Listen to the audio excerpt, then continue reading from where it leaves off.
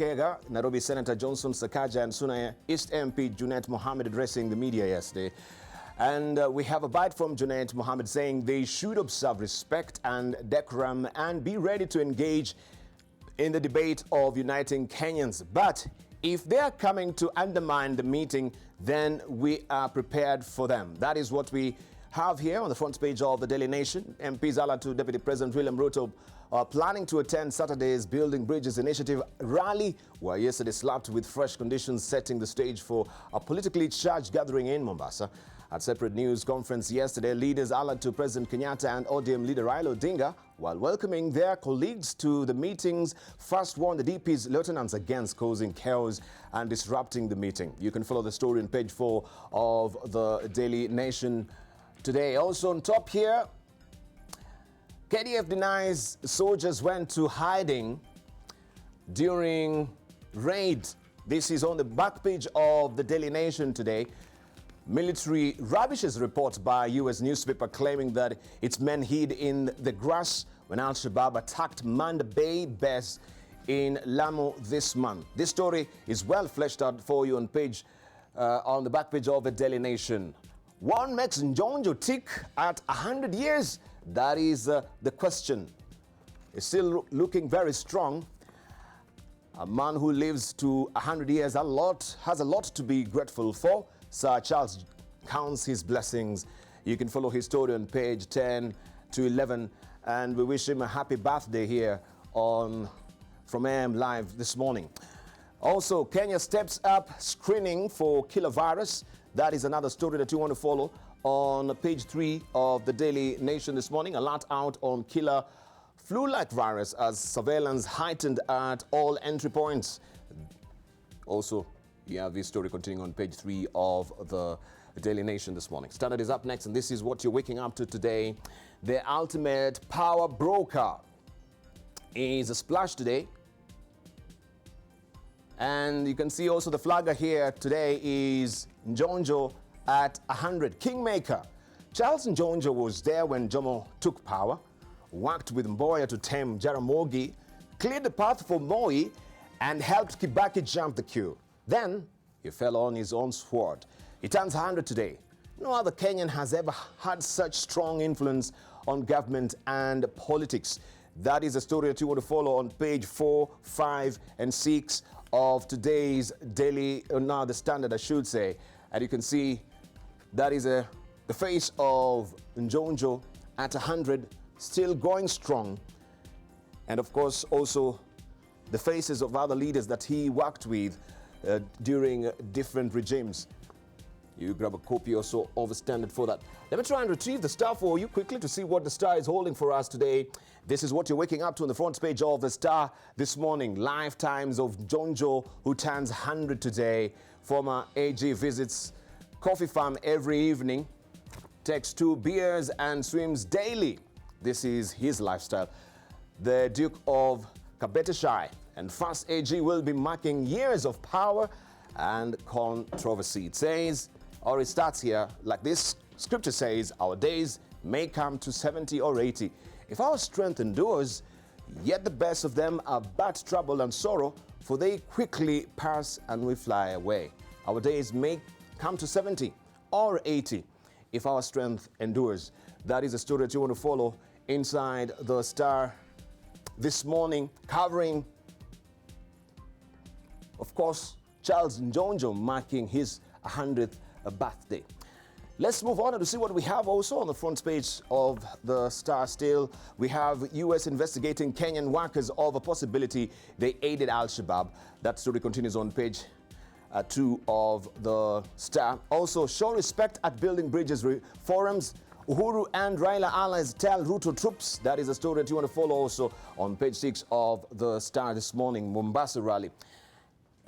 So this is how it looks today. Also on the big grid, we are suffering.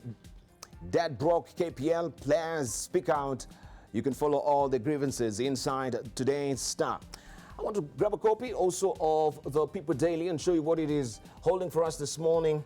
This is what you're waking up to on the front page of the People Daily today. Ruto tell his supporters base all is well. Rallying call. DP's key allies take to vernacular radio stations to reassure anxious followers that his 2022 State House journey is on course amidst reports of isolation from core government decisions. This story is well covered for you on page 4 of the People Daily this morning. Also, Independent Police Oversight Authority, alarm over rising police brutality. Some rogue officers linked to abuses, extrajudicial killings, accused of intimidating witnesses to undermine probes. And of course, they held a press conference yesterday. You can see a snippet of that led by the chair of IPOA there.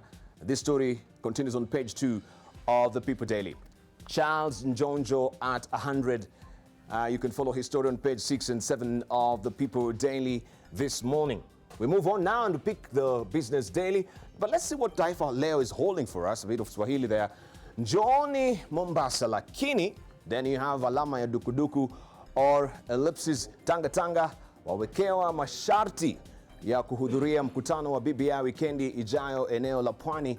That is what the flagger we have on top here of Taifa Leo. And this is a related picture to the splash that we have on the front page of the Taifa Leo today. We can see the legislators here holding a press conference yesterday. Also Sonko akesha kiomba kesi ya kumvamia askari tupwe. That is the story that you can follow on page 2 of Taifa Leo this morning. Let's pick up the Business Daily and see what it is holding for us. Remember, you're watching In the Market. Today we're going to be turning our focus on what is happening in the economy. And this is a splash today. U.S. anti-terror aid to Kenya hits 40 billion shillings in 10 years. Report by independent think tank says the money was used to support the war on terrorism. But where is rights record? Also, it continues on page 4 of the Business Daily today. All right, the dispute is ongoing. Dispute over University of Nairobi top job rages as Magoha hits back. The leadership wrangles at the University of Nairobi have intensified after Education Secretary George Magoha moved to court seeking to overturn temporary orders that reinstated Professor Stephen Kiama as the Vice-Chancellor.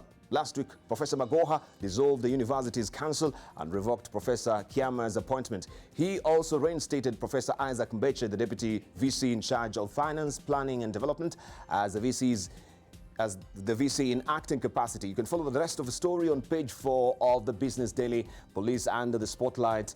This is IPOA holding the press conference, as you've seen from other dailies as well. On the sidebar, we have the ticker.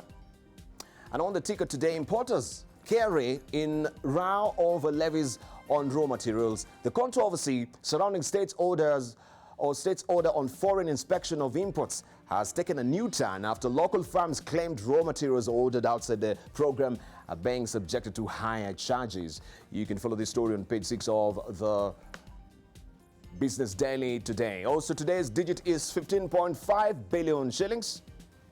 This is the size of the combined fund after the merger of Fanisi Capital and Ascent Capital. The rest of the details, well fleshed out for you on page 7 of the Business Daily today. And IMF government clash on reforms are pushed by the International Monetary Fund to recognize government guarantees and parastatal debts as part of Kenya's loans will raise debt by 3.4 trillion shillings, crashing through the recent 9 trillion shillings ceiling. This means, of course, now it will push it up. And what does this really portend for the debt portfolio of the country? You can follow the story on page 12 and 13 of the Business Daily today. Karume family gets 90 days to save Jacaranda. Karume family gets 90 days to save Jacaranda Hotel. The planned auction of Nairobi's Jacaranda Hotel, which is owned by the family of the late cabinet minister and business tycoon Jenga Karume, has been put on hold for 90 days to give the family time to mobilize funds for offsetting a loan owed to Guarantee Trust Bank, that is GT Bank.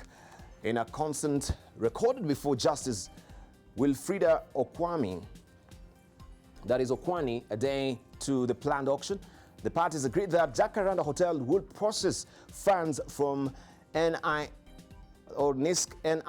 Capital or any other financier within 3 months. Read the rest of the details on page 4 of the Business Daily this morning. Also, you can look at the digital business, where it is focusing on strategy, how Africa can tap tech disruption opportunities on page 15 of the Business Daily today. And also, make sure you read about the economy refueling manufacturing to mirror East Asians' success on page 27 of today's Business Daily. We move on now and we cross the borders. We head to Tanzania, pick up the Citizen and see what the Citizen is holding for us in Tanzania. Now, only 5 banks dominate mortgage financing in TZ. Tanzania's 32 mortgage lenders have issued 421 billion shillings, 0.868 billion shillings in loans as June of 30th, 2019. But it was only 5 of those banks that accounted for close to 3/4 of the market share. The story continues on page 2 of the Citizen this morning, and you have a breakdown there of the mortgage debt outstanding by top 5 lenders as of 30th June 2019, from CRDB all the way to CBA, and the value also they're broken down for you here on the front page of the Citizen. And 32, the number of mortgage lenders as at 30th June 2019, as I've mentioned. We have a quote here, or a bite from Dr. Abel Kiyondo, an economist from University of Dar. He says, quote unquote, the fact that only 5 lenders control close to 3/4 of the market means that consumers do not have enough options regarding where to go for mortgage financing. So the rest of the details are well fleshed out for you there. And also we have Fred Msemwa also saying, he's from the Watumishi Housing Company. He's a CEO there. He says, quote unquote, the distribution of the mortgage market share shows that there was indeed competition in the market. Also, we are alert of SARS-like killer virus in China. This is what the government is reassuring the citizens of Tanzania. Bated breath of a U.S. visa plan for TZ is another headlining story there. And we have mixed views on John Pombe Magufuli's free fare poll pledge. Find all the views there on page 3 of the Citizen this morning. While we're still there in Tanzania, we can try and see also what Mwananchi is holding for us today. This is a Swahili version of the Citizen. And Kingwala, he says, wanataka kuniua. This is his statement there. Ni kauli aliyotoa katika mitandao ya kijamii kuwa kuna njama dhidi yake, atoboa siri za ulinzi mkali aliyopewa. That is a story you can follow also on page 21 and 22 of Mwananchi today. Also, virusi hatari vyazidi kusambaa, serikali yasema imejipanga. Or you can get assurance also continuing on page 3 of the Mwananchi this morning. Ahadi ya uchaguzi huru na haki 2020 yatiliwa shaka na wadau wa siasa. You can follow all the analysis there from the pundits on page 2 of the Mwananchi. Let's move on and we cross down to Rwanda and see what also we have on the front page of the New Times in Rwanda.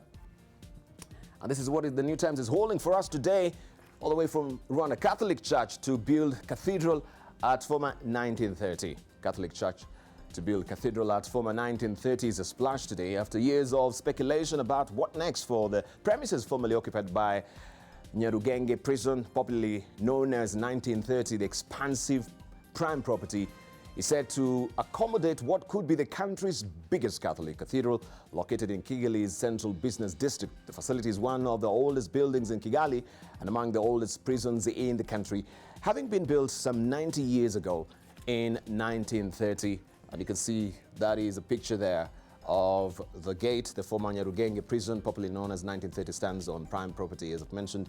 That is what also the caption reads here. And Rwandan neurosurgery ops go high-tech. That is another story you can follow on page 5 of the New Times. There you go.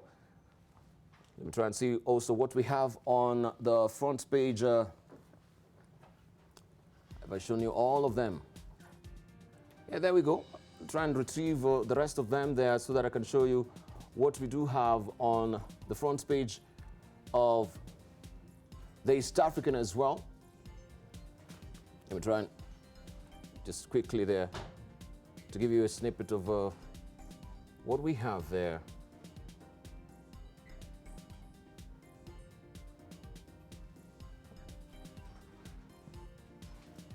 Okay, let's just leave it at that. If I tinker with this, I know what it does to me. It will embarrass me. But this is a splash today. But what will we do without our daily tonic of cartoonist to tickle, of course, our funny side?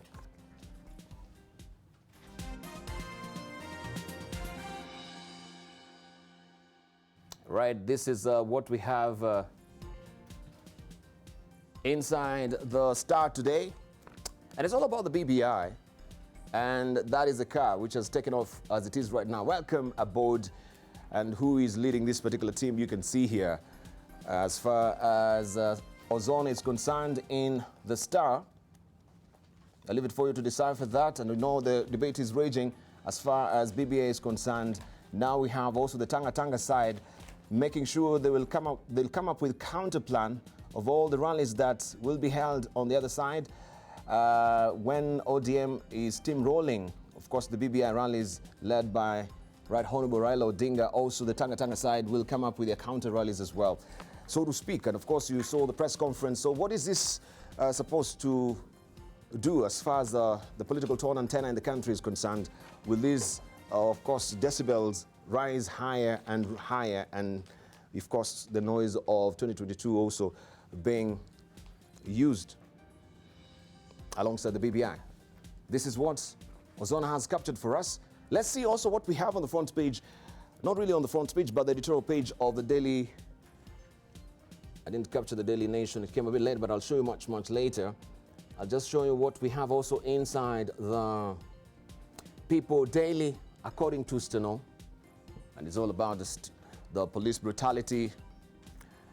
Not really the police brutality, but of course the gun drama that we had recently, and how the police and the firearms licensing board is raising accusatory fingers towards each other as far as this scenario is concerned.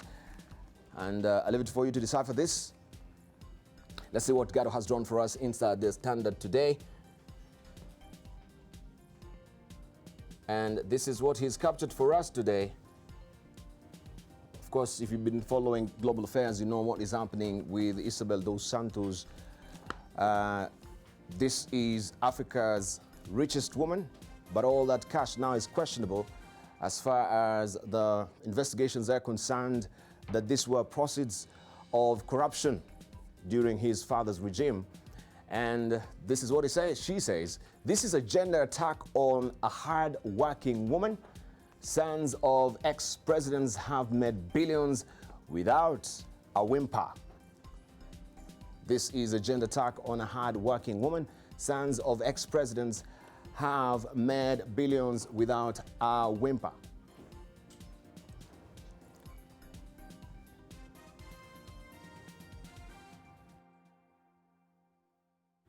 You can grab a copy of the Daily Nation. You have the editorial cartoons there, of course, also to make sure they tickle your fancy. But I want to hack you back into history as well, maybe 20 years back, since we're in a new decade. And we retrieved this from our archives. This is a story that Nation Media Group, NTV, then also NTV, did this particular story. Maybe you might recognize that reporter. Here it goes.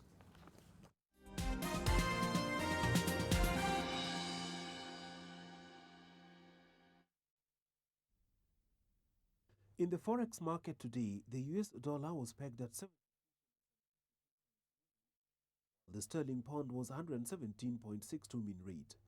The shilling was 20.61 against the Ugandan shilling and 10.88 against the Tanzanian shilling. The Nairobi Stock Exchange this week moved 1.3 million shares worth 42 million shillings.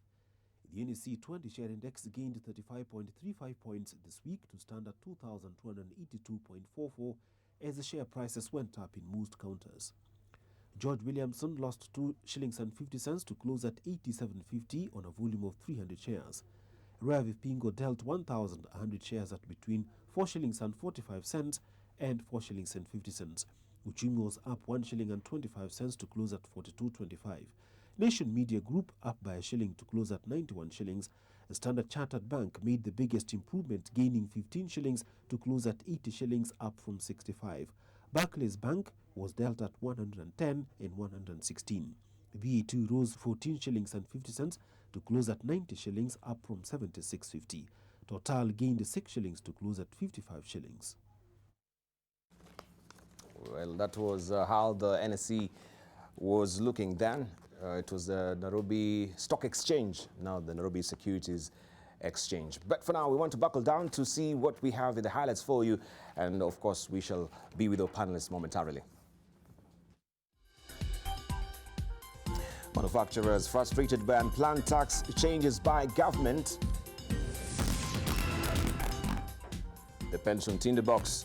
Pension liability headed for 1 trillion shilling mark. Will the taxpayer foot it? And government to set up another fund targeting SMEs.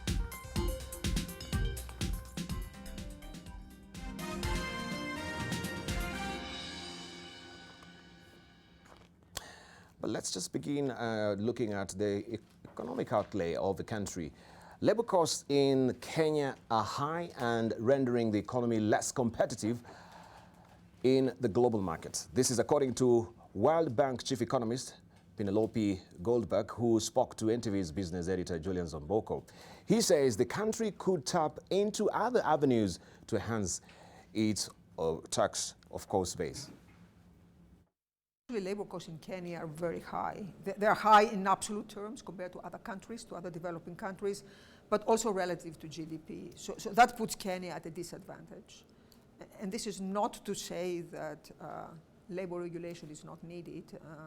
It's important to guarantee good labor practices, but at the same time, from the point of view of the employer or the producer, it makes producing in Kenya expensive relative to a country like Bangladesh, where labor costs are much lower. So this is a challenge. And at the same time, as I said before, it's not just about wages anymore, and it's not just about labor costs. There is much more firms care about, and that's perhaps one direction in which Kenya could take its trade. We are at a time when we see protectionism rising in advanced countries. It's not clear that countries in Africa, Kenya, can tap into the very lucrative developed country markets as East Asian economies have done in the past. But what is still feasible is to tap into the African market. This is a large market if it's an integrated market. Right, allow me to introduce our panelists this morning. Of course, we shall take our views of the cost of labor in the country. How is it affecting businesses so far? And we shall also be digging deep and looking at the tax unpredictability so far. Manufacturers, I should say, they're barely aching about the unplanned tax changes by government. If they had a more predictable, of course, outlay, they'll be able to also to plan themselves. Also, the pension debate is raging right now.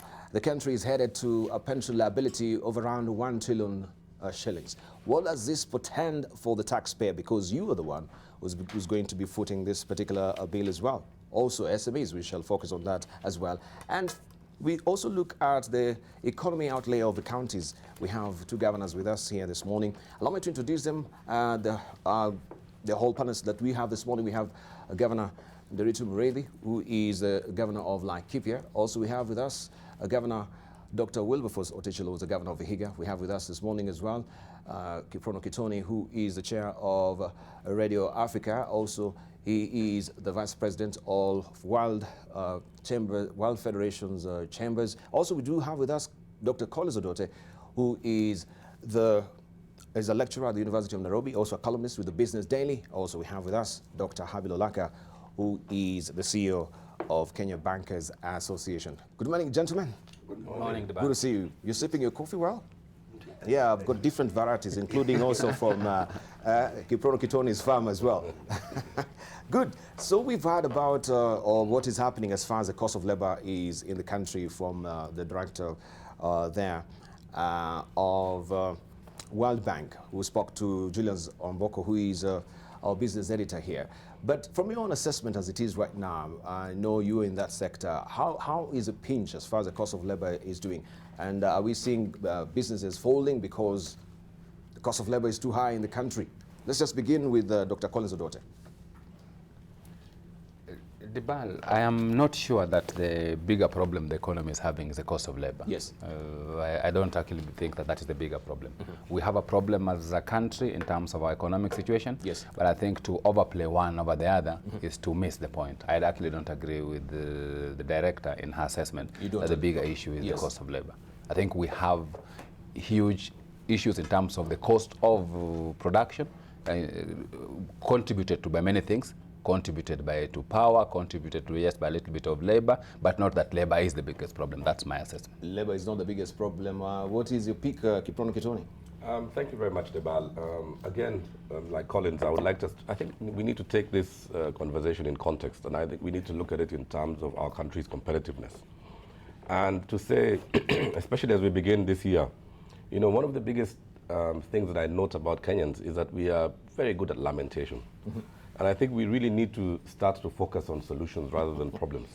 And we really need to look at our country's competitiveness. I mean, one of the facts that we have on the table, for example, is, you know, if we look at our trading relationship with Uganda, in the year 2000, Kenya had a 10-to-1 trading advantage over Uganda. Today, the balance of trade is in favor of Uganda. So where has our competitiveness gone? And again, the cost of labor is a component in that competitiveness equation. So I think we need to have, you know, hard discussion. We need to have a realistic discussion. We need to focus at the problems, and we need to look at the competence of our country, competitiveness of our country. Okay. Yeah. Let's hear from Dr. Tichilo. Thank you. First, I want also to agree with my colleagues that the problem is bigger than just labor. We have to look at this problem in a holistic manner because the factors that affect economic productions are many, and we have to tease them out and see which have the significant impact. And I want to agree with my colleagues that our cost of production generally is extremely high, and that will definitely affect the way we produce our products and the cost of those products in the market and so on. So it's a more complicated matter, and we want to look at the whole issue in a holistic manner. Manner. Looking at the whole wheel, you think the cost of production, we have the element of the labor, you know, the element of power as well, but compared to power, that particular statement by, of course, the CEO or the director of World Bank is not really flying for you. What do you think, Dr. Andre Tumori? Thank you, Debarl. You see, my colleagues are quite right. You know, power, credit, cost of logistics, and cost of labor. So if you were to say which one is weighing the most, I think you'd have to single out power. Yes, power. As being, you know, one area where we are quite uncompetitive. Credit, yeah. So if you're competing, say, with somebody in a different economy and they can finance production, finance a factory at 6 or 7%, and you are at 12, 14, 15%, then obviously it's going to impact. I think having said that, I would single out health as an area where the cost of labor, even relative to other sectors within the economy, is a bit out of whack. I think if you look at the public sector, the average health worker will earn 2 to 3 times what the workers in the other perhaps equivalent sectors or equivalent disciplines within the public sector. So for instance, entry for a graduate doctor into the public sector is somewhere in the neighborhood of 240, 250,000 per month, compared to other disciplines which will enter the labor force at, say, 70, 80,000 shillings per month. So there is something there. And when you look at the effort by both levels of government to do UHC, then the cost is really a bit disproportionate. But I quite agree with my colleagues that a generalization that labor is the sort of main driver of uncompetitiveness, I disagree. I think it is power, it is cost of logistics, it's cost of credit, and so on. Yeah, so there are many elements rolled into one as it is right now. Let's hear from Alaka. Yeah, I mean, I wouldn't differ very much from my colleagues. I think we mentioned about the competitiveness of the economy, and if I look at it from the banking sector, some 2-3 years ago, there was almost like a shift in terms of what we call the shared services centers. A number of banks that were having their shared services centers within the local jurisdiction were actually considering moving elsewhere. And part of it was just because of the competitiveness. And therefore, and in that mix, labor was not the main component, although it was a factor. Yes. But labor was not the main component. There were things like, for example, the cost of power, the administrative overhead, generally just run the shared services center. And so I'll agree with my colleagues the fact that labor is a factor, but it's not the main driver. And so we shouldn't overemphasize it. If I look at the banking sector over the last 2-3 years, I think our cost of providing a service is determined by a cost of the cost general to the banking sector, and labor is a major contributor. But I don't think it has been a major driver in terms of the cost of banking services to the consumer, other than other factors like, for example, the credit risk. Other factors like, for example, the administrative overhead that banks have got to bear in order to provide the service. And therefore, I think in summary, I'll agree with my colleagues on the fact that yes, labor is important, but it's not the most critical factor. Yeah. All right, maybe yes, Collins, I can see you're staring at the issue. Yeah, I just wanted to add something on based on what Governor said, because for me that's the aspect of labor that is problematic. I think the two things that in labor that is problematic is, one, if somebody was talking about disparities in pay structures in government and what SRC was supposed to do to harmonize, that would be something that you would be able to debate. The second, if somebody was talking about sometimes the labor unrests in the country and what that then means in terms of stability for employment, that is something you would be talking about, but not its cost. I think those two are problems in the labor sector, but it's not a cost issue. So I think talking about the cost issue completely misses the point, especially if you also add on to the fact that this country is known for having one of the most skilled labor forces across the region. Yes. So you can't be talking about some negativity that doesn't exist without recognizing, I think, the obtaining situation on the ground. But let's just try and also... Maybe just to mention something on labor. The PwC annual CEO survey actually pointed out skills deficiency is one of the greatest drawbacks that Kenya is facing today. Yes. Yeah, so it is also, we also need to look at the competencies that we have and how they obtain in the situation that we are in today. Right, skill deficiency.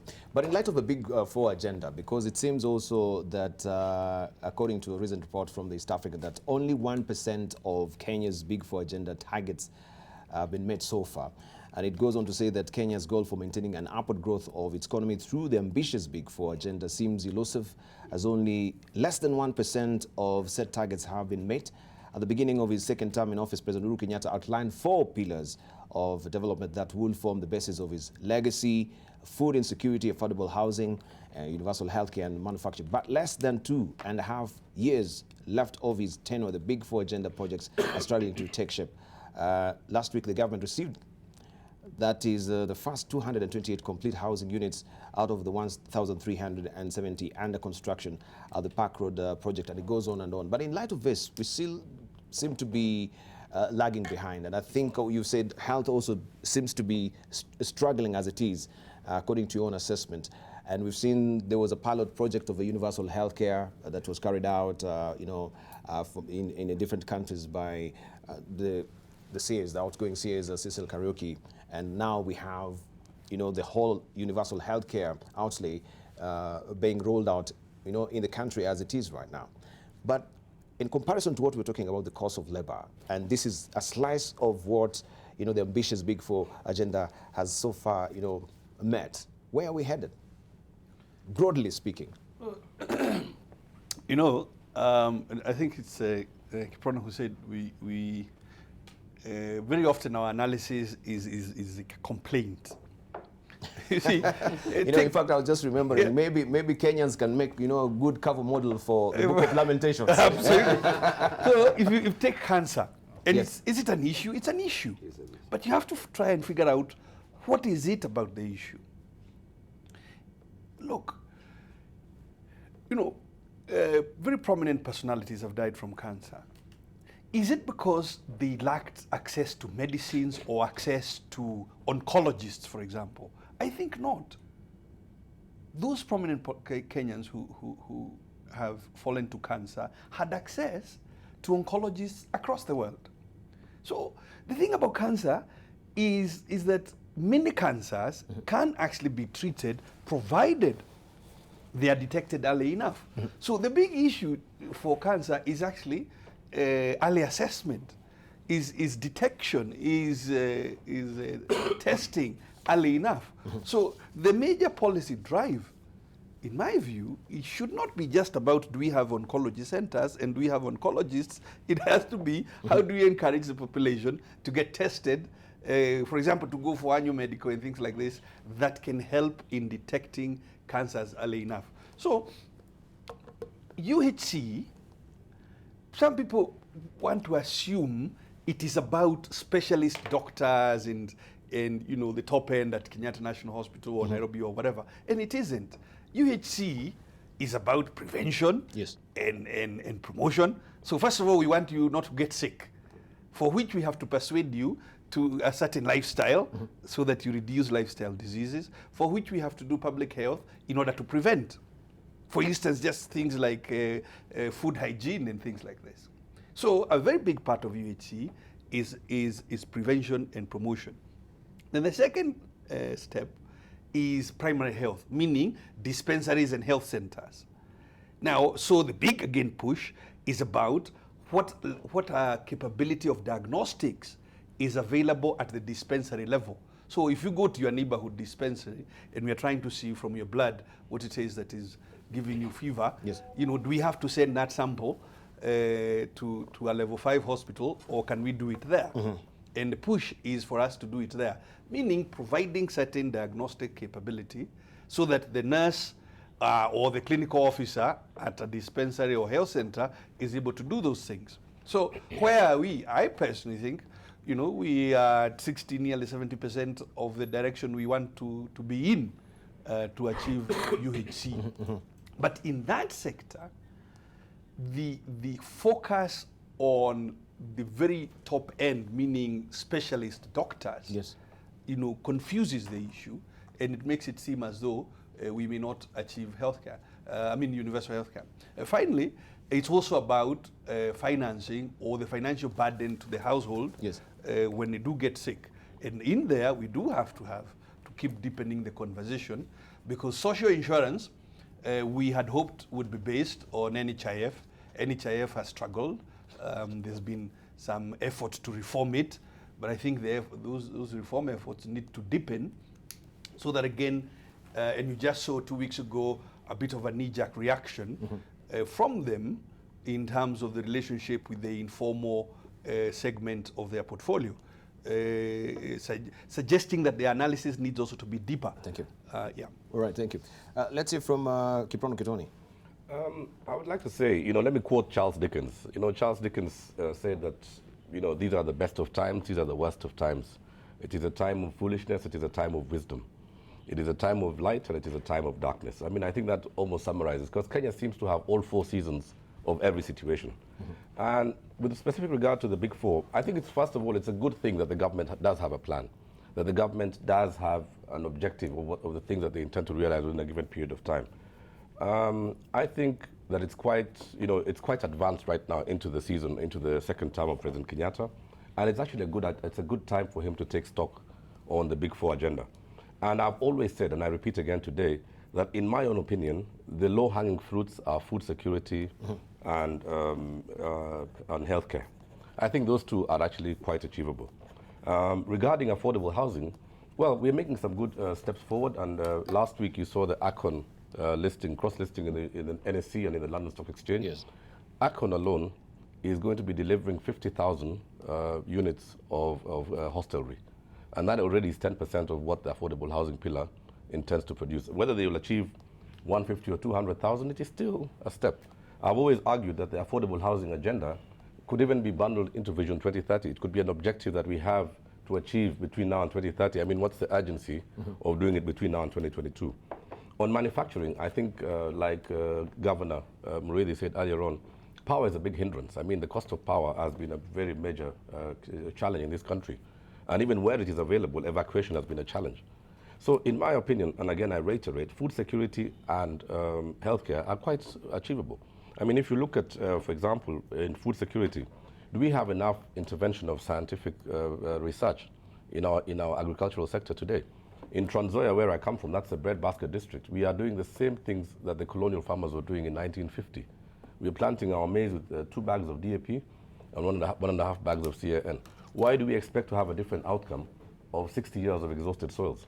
We need to collapse agriculture with water in order to ensure that water, which is a significant enabler of agriculture, is put into play.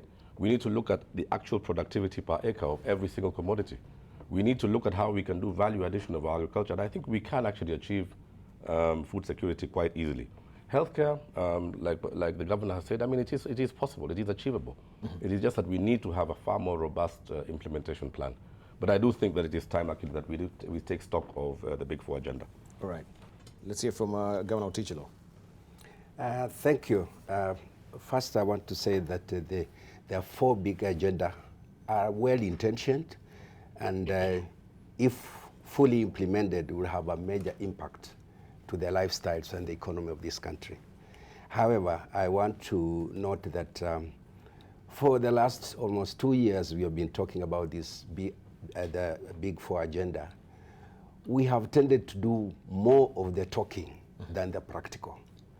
And when you look at this, the 4 big agenda, you see that most of these functions are devolved. Yes. Food security is devolved. Universal health care coverage is devolved. Even manufacturing, most of it will be based on agriculture. Yes. And so therefore, if you boost food production, then manufacturing will be covered. Equally, even housing. With devolution, you find that most of the workers now are within the counties. So even housing becomes a devolved function. But the biggest problem has been that under food security, as a devolved function, we in the counties who are supposed to be mainstreaming this pillar, the resources are not devolved with the function. Most of the resources on food, on food production, are still held at the headquarters, at the Ministry of Agriculture. So you find that we can hardly come up with the innovative agricultural practices that will improve food production. So without devolving the resources to the grassroots level or to the counties, it's very unlikely. And also at the county level, we need to look at the human resource in the agricultural sector, because right now the agriculture has changed, and with the climate change, we have completely changed how we practice and how we undertake our agriculture, because rainfall is no longer a well guaranteed thing that it will occur at a particular season. So we must change, get into conservation agriculture, get into irrigation agriculture. We had big programs on irrigation, but I think it's fizzled out now. Nobody's talking about those, and that is the way to go to be able to mitigate on climate change. On universal health care coverage, I want to agree with my colleague, Muriithi. You know, if we focus more on primary health and protection, I think more than 60% of this problem will be solved. But currently now, as he has clearly indicated, we are focusing on high-end, on high-end medical facilities and expertise. And this is very costly. So what we need to do is to get to the grassroots, like at the grassroots level, we have what we call community health workers or volunteers. If you train those women and men to teach our people at the grassroots how to live a balanced health life, we will have a major change. If we supplied just water alone, if we had clean, potable water. We would change. This pillar would take care of almost 20 to 30%. So we are still a long way to go. Right. But the biggest question is, before I ask that question, let's hear from Habil Alaka on the Big Four agenda. Yeah, I was just going to add on to that. You know, we have talked about Kenyans being good at lamentations, and I remember during the 2019-2020 budget reading, one of the things that came out of the fact that there wasn't enough allocation of resources to the Big Four agenda, despite the fact that it was a very ambitious target by the government. And I think we should rather look at it in terms of the government providing incentives for the private sector to come in and support its agenda in terms of driving the Big Four agenda. And if I look at, for example, we talked about affordable housing program, where we're talking about the requirement is almost to 50,000 units a year. Yes. Currently, we are just about 50,000 coming out, and therefore the deficit is almost 200,000 cumulative over the period. And so we can see how far we are from achieving the target. And I think by the government focusing on providing an enabling environment and providing incentives to the market to facilitate the private sector to come in and play their due role, I think we might be going somewhere. And Kiprono mentioned about Econ Holdings green bond issue. Yes. You know, one of the things that the government did in the budget was to provide some incentives to investors coming into the green bond market. And that's a way of developing the market. And you can see already the fruits of that kind of an initiative. So I think my approach would be that the government should more or less look at it from the point of view of trying to provide incentives and enabling environment to facilitate the private sector to come in and play their due role in terms of supporting it to achieve the Big Four agenda. But in terms of maybe the time frame, because we are given only 1% that has been, the target that the government so far has met as far as the Big Four agenda is concerned. Are we strapped for time? Will we be able to realize this before President Uhuru Kenyatta, exits office, right? And maybe people are saying this could be why you can see the president is really frustrated right now, so to speak. I was speaking to someone, and then he was saying he seems to be in a panic mode as it is right now, because also the time is not really on his side. Yeah, although the 1% number, it's hard to comment on it without looking at what the metrics is. The metrics is, yeah. So it's a bit difficult for. Look, are we going to achieve the Big Four? I think we have already answered that. In housing, some progress will be made. To the extent of the progress, difficult to quite quantify right now. In UHC, absolutely possible to achieve it. But as Kiprono was saying, the robustness of implementation, and you've certainly seen the president make some changes at executive level in terms of driving that UHC agenda. On manufacturing, again, some progress may be made. Some big things we haven't been able to solve, like the cost of power, like incentives. For instance, and you'll see that in every economic survey, we will say it is the informal sector that is creating jobs. So you would expect that there is commensurate effort on the policy side. If small businesses are responsible for 90% of our jobs, then perhaps that's where our effort ought to be. So could there be some improvements there? Yes. And again, it comes back to some of the old questions. Cost of credit. Now, we may blame Habil's colleagues, but frankly, it is often the behavior of government. The appetite of government to borrow sort of tends to, because if government is willing to borrow from you at 12%, yes, why would you go looking for an SME to lend to the SME? So it's a mixed bag. I would say significant progress will be made in the achievement of the Big Four. Significant progress will be made, but 1% also sounds a bit disgenerous, frankly, because even just on the question of UHC, if you take a place like Laikipia, nearly 60% of the households are on NHIF. That already is like 50% mark. So 1% sounds a bit harsh. Sounds a bit harsh. Yeah. Let's say from Collins before you come to Chrono. But I was very happy with the governor in his first comments. I don't think I am too happy with the last statement that significant progress will be made. And this is why, Yes. because of the example he gives. I think significant progress will be made on universal healthcare. The reason why President Uhuru spoke about Big Four, in my view, was because in the first term, they had too many pledges on too many things, spread over too many areas. I think the idea around focusing on 4 areas in 2017 was a good idea. The thing that the idea failed to appreciate was the context in which we were operating. We operated in a very depressed context. And in this show, I have actually said in the past that I think we should drop some of the Big Four agendas. I'm happy colleagues are now agreeing that let's drop. I actually think the only bigger problem is how much time do we have remaining. In my view, with the time remaining, we should actually not drop 2. We should actually drop 3. And remain with 1. And the one that I think we should remain with is the one that everybody seems to be saying, the traction.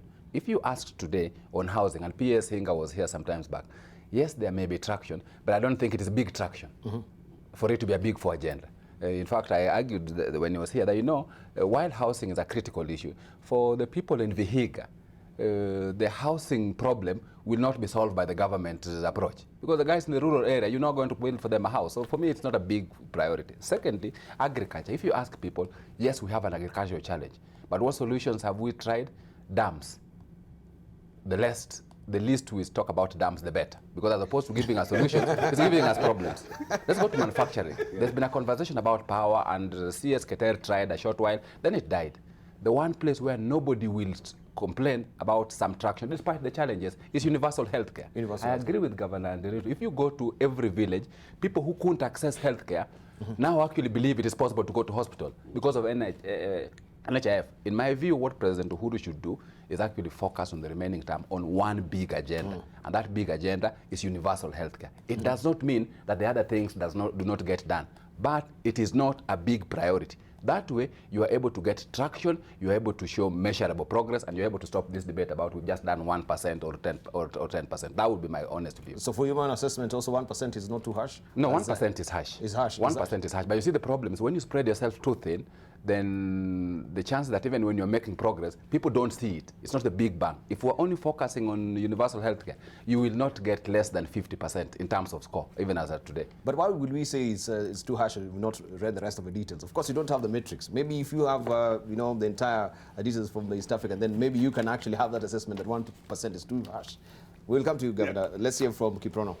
I'd just like to suggest, that Jeffrey Emmelt, the former CEO of General Electric, when he was in Nairobi a couple of years ago, and I have quoted him a few times, he said to us, and I kind of agree with him, that there are 5 underpinnings to any serious economic progress. 1 is the access and cost to credit.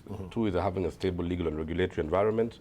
3 is the ability of any economy to harness its human resource potentiality. 4 is the cost of energy, and 5 is the intervention of information communication technology. And in a way, I mean, even that speaks to the Big Four agenda. And maybe to what Colin said earlier, I mean, I would suggest that the President Kenyatta actually drops 2 of those and adds 2 more. And adds 2 more. So that we still retain Big Four. But I agree that perhaps affordable housing is something that we could make a 2030 agenda. Yes. I mean, we don't need to make it a short-term priority. But you see, and manufacturing, I mean, given the liberal trading environment that we are in today, what is the real chance that we have in having consumer goods competing effectively against China and India? I mean, the chances are really not very high. And if we look at even our traditional trading partners, and I cited Uganda earlier on, many of them have gone into import substitution regimes.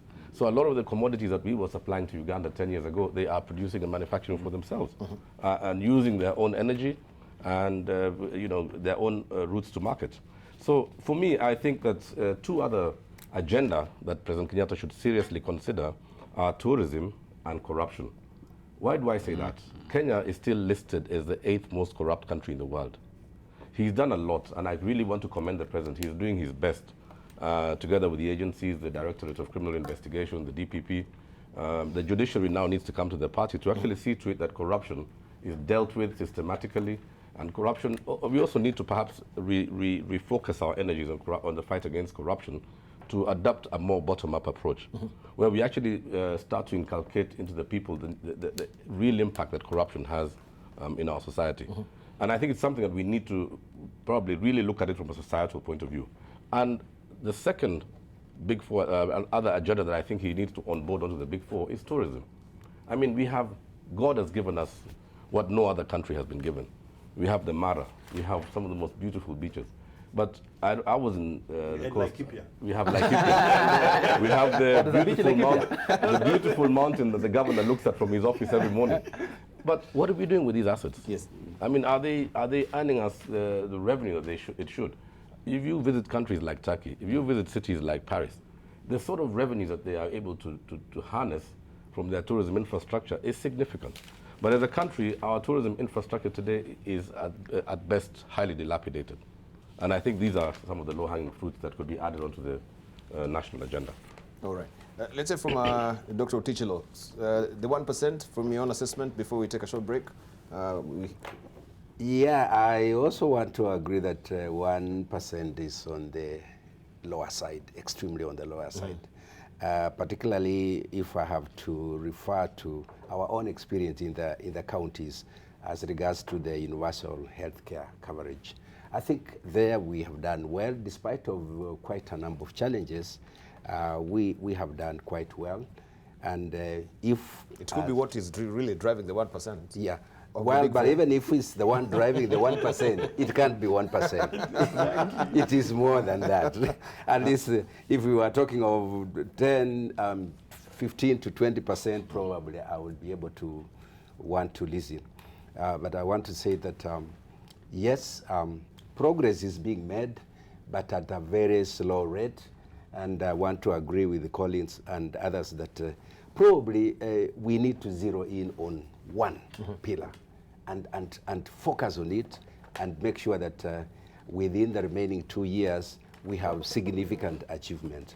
And I believe strongly that the universal health coverage pillar has a higher prospects of achieving that, and will have a major social impact, because with the little experience we have, although the money that is flowing down on this pillar is very little, but right now, if we go in the countryside, people are accessing to medical facilities, and with the NHIF insurance, those who have had an access to it, their real is making a big difference.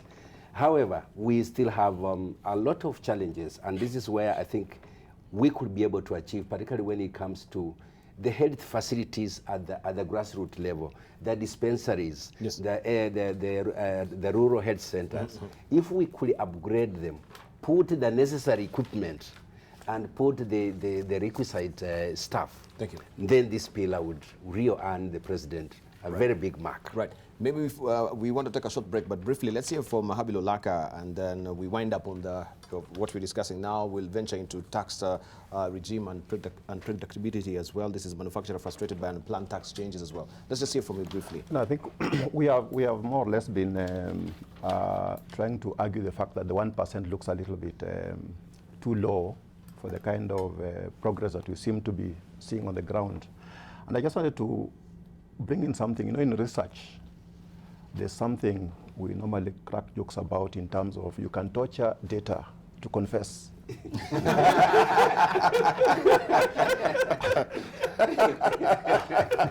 I like it. And I think in this particular case, we need to know we don't have access to the data that they used in order to arrive at that 1%. And maybe the base that they were using, because in terms of the output, is quite clear and evident. But the base they were using to determine that 1% is what we need to interrogate, so that we can be able to discuss it on a level playing field. Right, and you're just reminding me, of course, of talking of torture. We'll take a short break right now, but the Business Daily also was holding a very interesting headline yesterday. Where is it? Regarding torture. And they tell you some of money that you can get as compensation because of of torture as well. Yes, we'll take a short break right now. When we circle back, we continue with more.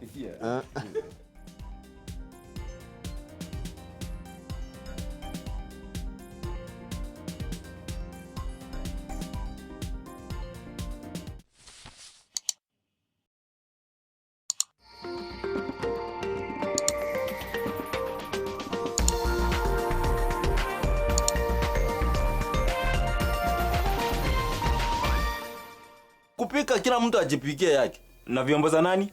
Kwa nani? Am I not getting some? Ice cream ya wageni. Wewe nitakuletea maji kwa jikoni. A girl's gotta eat to keep up with you, Mr. Guns. Well, that's absolutely correct. This festive season, get a decoder with subscription at an unbelievable festive offer of only 1,499 shillings. You can also pay 1 month and enjoy 2 weeks free on a higher bouquet. For more information, call 0719 077 077. Star Times. Enjoy digital life. Welcome to our big family.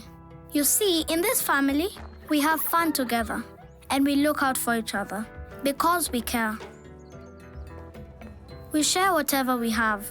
We protect and support each other. Welcome home, where we love and care for each other. We're so excited that you're joining us.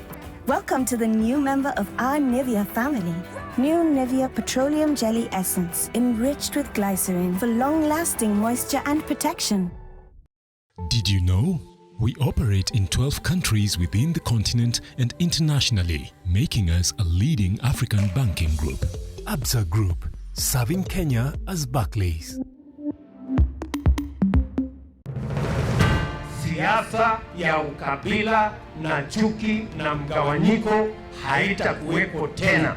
Ruto should have the courage to face the president. Iko shida hapa, iko shida pale, iko matatizo sijui kona gani. These are small things, wachana na hizo. Jihadharini na manabii wa uongo. Wanakuja kwenu wakivalia ngozi ya kondoo. Hamuwezi kunifukuza ODM ati mkanifuata ati mnanifukuza Jubilee. Kila mtu afanye kazi yake. Kama wewe ni mtu watchman, fanya kazi ya watchman. There is no need to hurry. Kuna wakati tutashindana kisiasa, no problem. Let us finish with BBI. We all don't have a problem with BBI. Where do they find money to go campaigning for a document that has no opposition? Bora mwisho, mwananchi anaamua, leteni.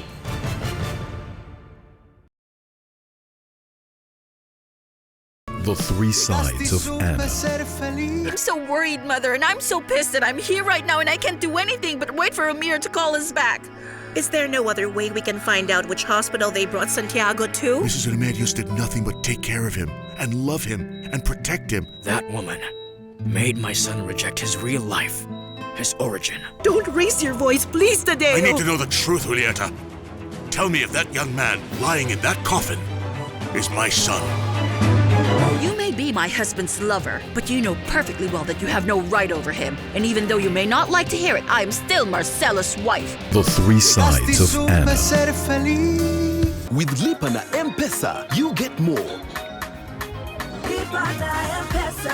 Every 100 shillings spent on Lipa na M-Pesa earns you an entry into the draw. Do more with Lipa na M-Pesa.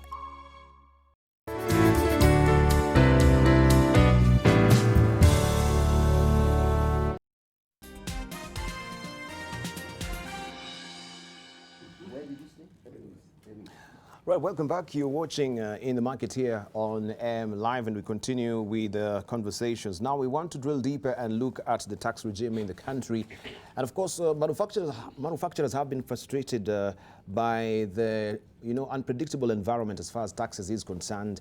They've been complaining about unplanned taxes or tax changes by government, which have forced most of them to close shop in Kenya, only to set up operations in other countries in the region.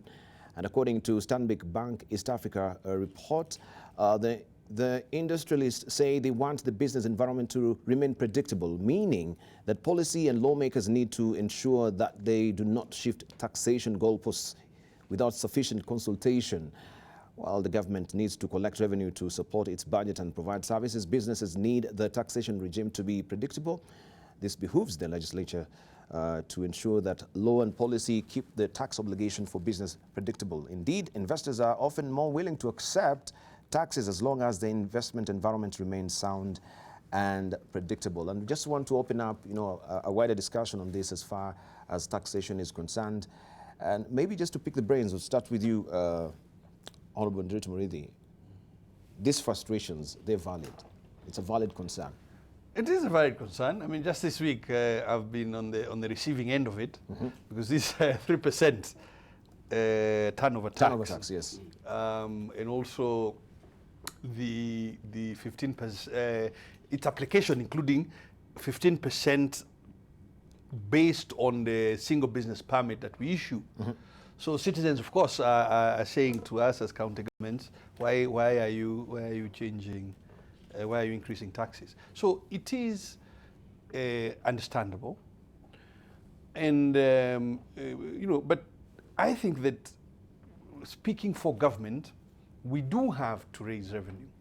So I think the issue is abruptness.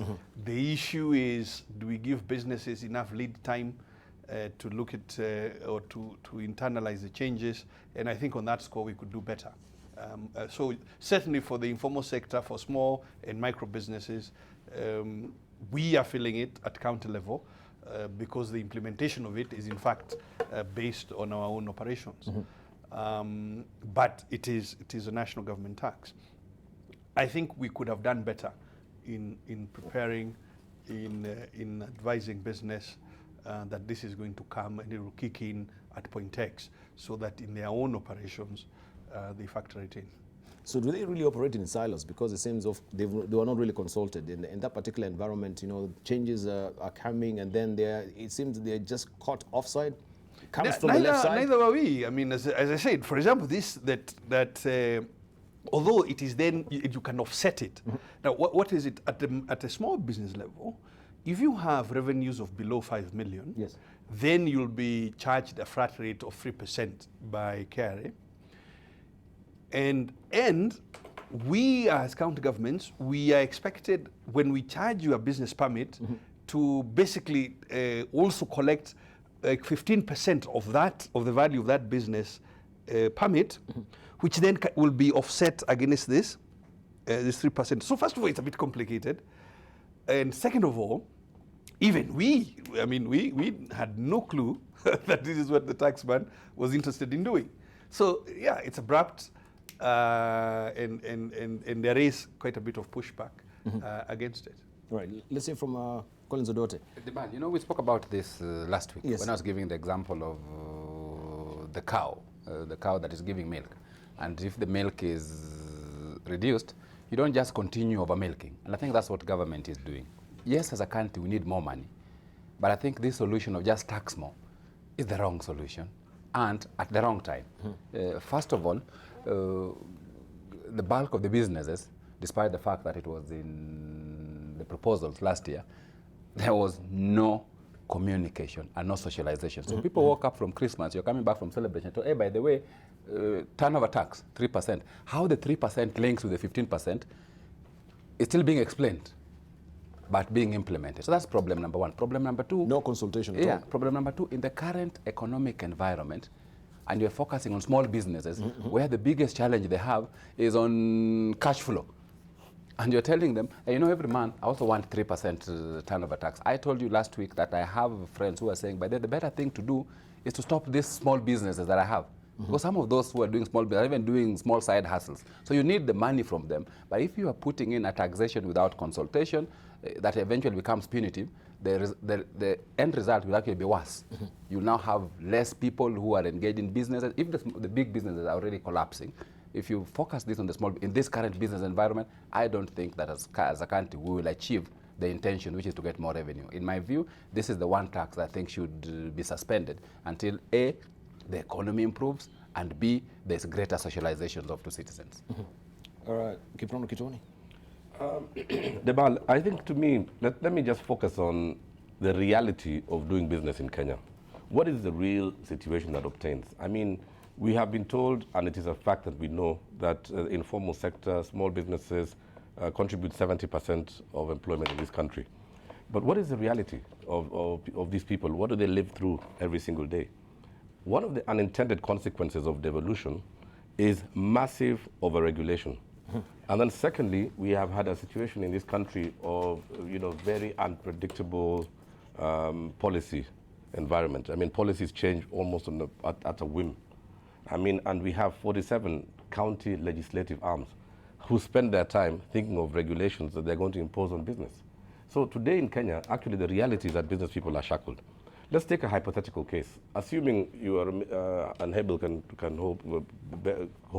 bear testimony to this. If you're a mid-level manager in a bank and you're laid off, and you're given a 20 million shilling send-off package, and you have a mortgage of 5 million shillings, you have a small family. So you go get your 20 million shillings, settle your mortgage of 5 million shillings, so you have your title free. You go out and set up a small business. This small business, you go and maybe start running a construction company, and you go to Nanyuki County, Laikipia, get a road contract for 30 million shillings, of which it'll cost you maybe 15 million shillings to do. So you say, put 10 million shillings in your savings, get 5 million shillings, put it in your new company, and you start to do the business. You run out of cash, you take your title back to the bank, and you borrow some money to finish your project. You finish your project with a 10 million shilling debt. The county government does not pay you for whatever reason. Maybe they don't get paid by the national government. As a knock-on effect, you default on your pay-as-you-earn, you default on your VAT, you default on supplier payments. What happens? Your property gets distressed. Number two, you have penalties and interest on your unpaid taxes. Before you know it, you're totally kaput. Your family will break up. You're unable to meet your obligations to send your children to school. So I think what we really need in Kenya now, and I'm glad that last year when I was calling for an economic stimulus, that there is actually an economic stimulus that has been brought to table now. But we need a breakdown to bring people back into the economy because of the massive overregulation, massive policy unpredictability. We actually need to find a way to make it possible for people to do business without being shackled every day. And I think when we passed the new constitution, we never actually thought of what the impact would be in terms of regulation. Today, and I think I've been doing business since I was in second year in university in 1985, so I've technically been doing business in Kenya for 35 years. And for the first time, I can say confidently and without fear of contradiction that it is better to have money in the bank than to own a business. And when you get to a point where you're actually penalizing enterprise, then the spirit of free enterprise will not flourish, people will not be innovative, people will not participate in economic activity. And actually, as I'm talking to you today, many business people are in the process of selling assets to just hold a cash position and lend the money to the government. Right, Dr. Otichilo, I think also maybe the component we need to bring, when we have all this tax revenue coming, the interest rates, it's up the whole of it, almost 40% of the tax revenue. So it seems we just on a consuming mode as it is as a country, so to speak. Maybe you can also weigh on that as you give us your thoughts that you'd prepared. Yeah, I want to agree also what has already been said on this issue of the taxation and how it is regulated. With the introduction of the county governments and the county assemblies, we have had now to get in and come up with so many regulations. We are under pressure as counties to collect our own revenue. And actually within the revenue allocation formula, if you are rewarded if you collect more revenue. So there is a pressure that you must tax people so that we can get a higher shareable revenue from the Treasury. So this is stifling business, even at the grassroots. And I can assure you that even us as governors at the county, we are facing a very serious problem. Because every year when we do our finance bill, we are going out there and trying to increase taxation to the mamamboga, to the border. And this is actually creating a very negative environment in the business environment. And it is true that because of so much taxation on various small businesses, whose even turnover and interest is very little. Yes. Quite a number of people are folding up. Most of the businesses are winding up.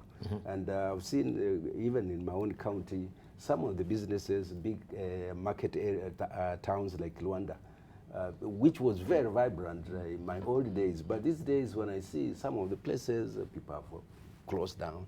So it's something that we must look at as a nation and come up with a general policy on how do we manage the tax regime at the national level and the county level, and find out how we can be able to harmonize so that we can be operating in the same environment. And equally, we need to have a tax regime which is where you can predict, particularly when you have investors coming in. They want to be sure that within the certain period, my tax obligations will be within a certain percentage or a certain limitation, but not keep on varying.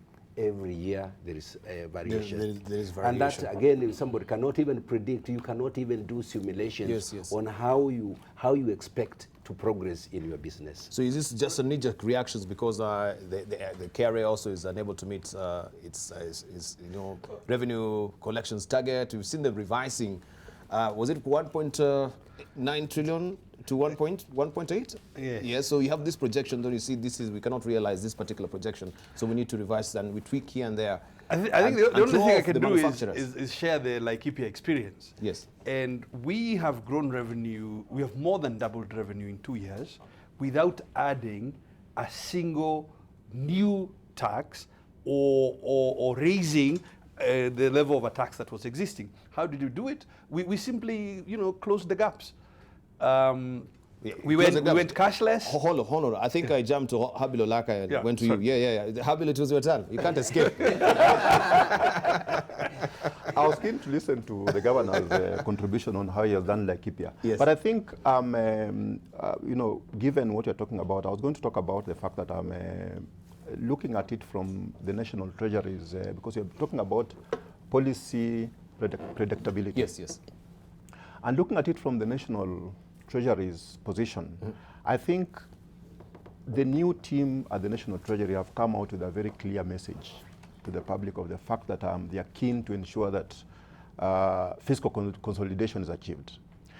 This is something that the previous team more or less gave it a lip service, but not seriously putting measures in place to achieve fiscal consolidation. And I think the new team is very keen and they're trying to show the fact that they are working towards that route. And how do they achieve this? One, of course, in terms of fiscal consolidation, if you're not achieving it, normally the deficits are felt in the market because then the government comes to the market to borrow, and then what happens? The private sector is crowded out. And we have seen the havoc that this has caused in the market over the last 1 or 2 years. So in order to achieve fiscal consolidation, one, of course, is to look at the expenditure side of it and put it under control. And things like, for example, debt service being a major contributor, one of the alternatives is you may not quite be able to bring the debt down, but one of the things you can do is to restructure the debt in a way that you can elongate, for example, the repayment period. You can refinance the debt with cheaper debt, especially from the multilateral lenders. So there's so much you can do on that end. You can also become basically just put in measures to ensure that the expenditure level for the government is controlled and the waste that you are seeing and part of it going out through corruption is actually minimized. Then there's the other angle, which is the revenue side of it. And the revenue side of it, I think many of us will agree that Kenyans, up to this point, we are taxed to the limit. But one of the things has been, how do we increase the tax base? Because the proportion of Kenyans paying taxes is a very, very small proportion. Yet the players in the productive sectors are quite a number. So how do we ensure that each Kenyan is paying his due share to contribute to the burden of the tax burden? And I think with that thinking is why the National Treasury, together with the KRA, were coming up with these measures, like, for example, the turnover tax, where you're targeting the SMEs that may not have the systems to be able to participate in the very complicated tax program like we normally have within the corporation tax. But a turnover tax, which is a very simple one, we may argue about the rate that they are using, but the whole idea is to expand the tax base so that everybody is actually contributing to that tax burden. But now, I was just going to add the fact that coupled to that, we should also think about the predictability, because the point has been that somebody woke up came back from Christmas and it was already in place. I think the market needs to be warned in advance and allow public participation in that so that we internalize it, so that when come the 1st of January and it's effective, we have already internalized that and we know. But I think there is a point in trying to ensure that the tax base on which we are generating tax revenue is expanded to include everybody. All right, I hope you've not lost your track of thought. No, I haven't. I was saying that the Laikipia experience, yes, where we have grown revenue, we have not brought in any new taxes. Rather, what we did is to cross where the seepages were by going cashless, by making it more easier and more efficient for the taxpayer to pay. And we've been able to more than double revenue in the 2 years. So I think that there is such a space within the national setup for us to collect more and to seal the loopholes so that whatever is due is actually coming through. And then I agree with my colleagues about control on the expenditure side. I think that there is quite a bit of waste, and you can also then see where the anti-corruption question comes in, because then there's too much seepage out of the expenditure side because of corruption. Finally, I wanted to suggest to Mr. Kiprono that, you see, if as counties, and we have begun now to compare ourselves in terms of ease of doing business, so that we ourselves are competing as counties to attract businesses to come and invest in our counties. So I'd like to propose to Mr. Kiprono, instead of cashing in assets and putting it in the bank, to take it to Nanyuki and be an investor in Laikipia. Finally, on this particular point, we do actually, as Laikipia, have a innovation and enterprise development program where it is our responsibility to help SMEs navigate government bureaucracy, be it at the national level, whether it is certification with KEBS or intellectual property protection with KIPI and other, So we are competing, and we encourage businesses to come. All right. Let's hear from Kip. I will take your offer, Governor. We will do something in Laikipia. Let me just address myself briefly on the turnover tax, the 3% turnover tax. And actually, for me, having been the president of the Chamber of Commerce, I was able to visit 43 different counties in Kenya. Yes. And I engaged with many of the informal businesses, the small and medium-sized enterprises, and we carried out a survey as a Chamber of Commerce then. And the interesting finding is that Kenyans actually do want to pay tax, including even the micro and small businesses. The thing is that they want to see the demonstration of how that tax is applied. If you visit any Juakale shed in Kenya today, there isn't a single piped running water in those Juakale sectors. There are no toilets. There are no shared facilities. There's nothing. So you see, when you go there and tell somebody to pay a 3% turnover tax, the least you should do is also go back and tell him that, look, out of this tax, this is the direct intervention we're going to come and give you in your own sector. But then the reality, I actually support the turnover tax because it's one of the best ways and most effective ways of actually broadening the tax base.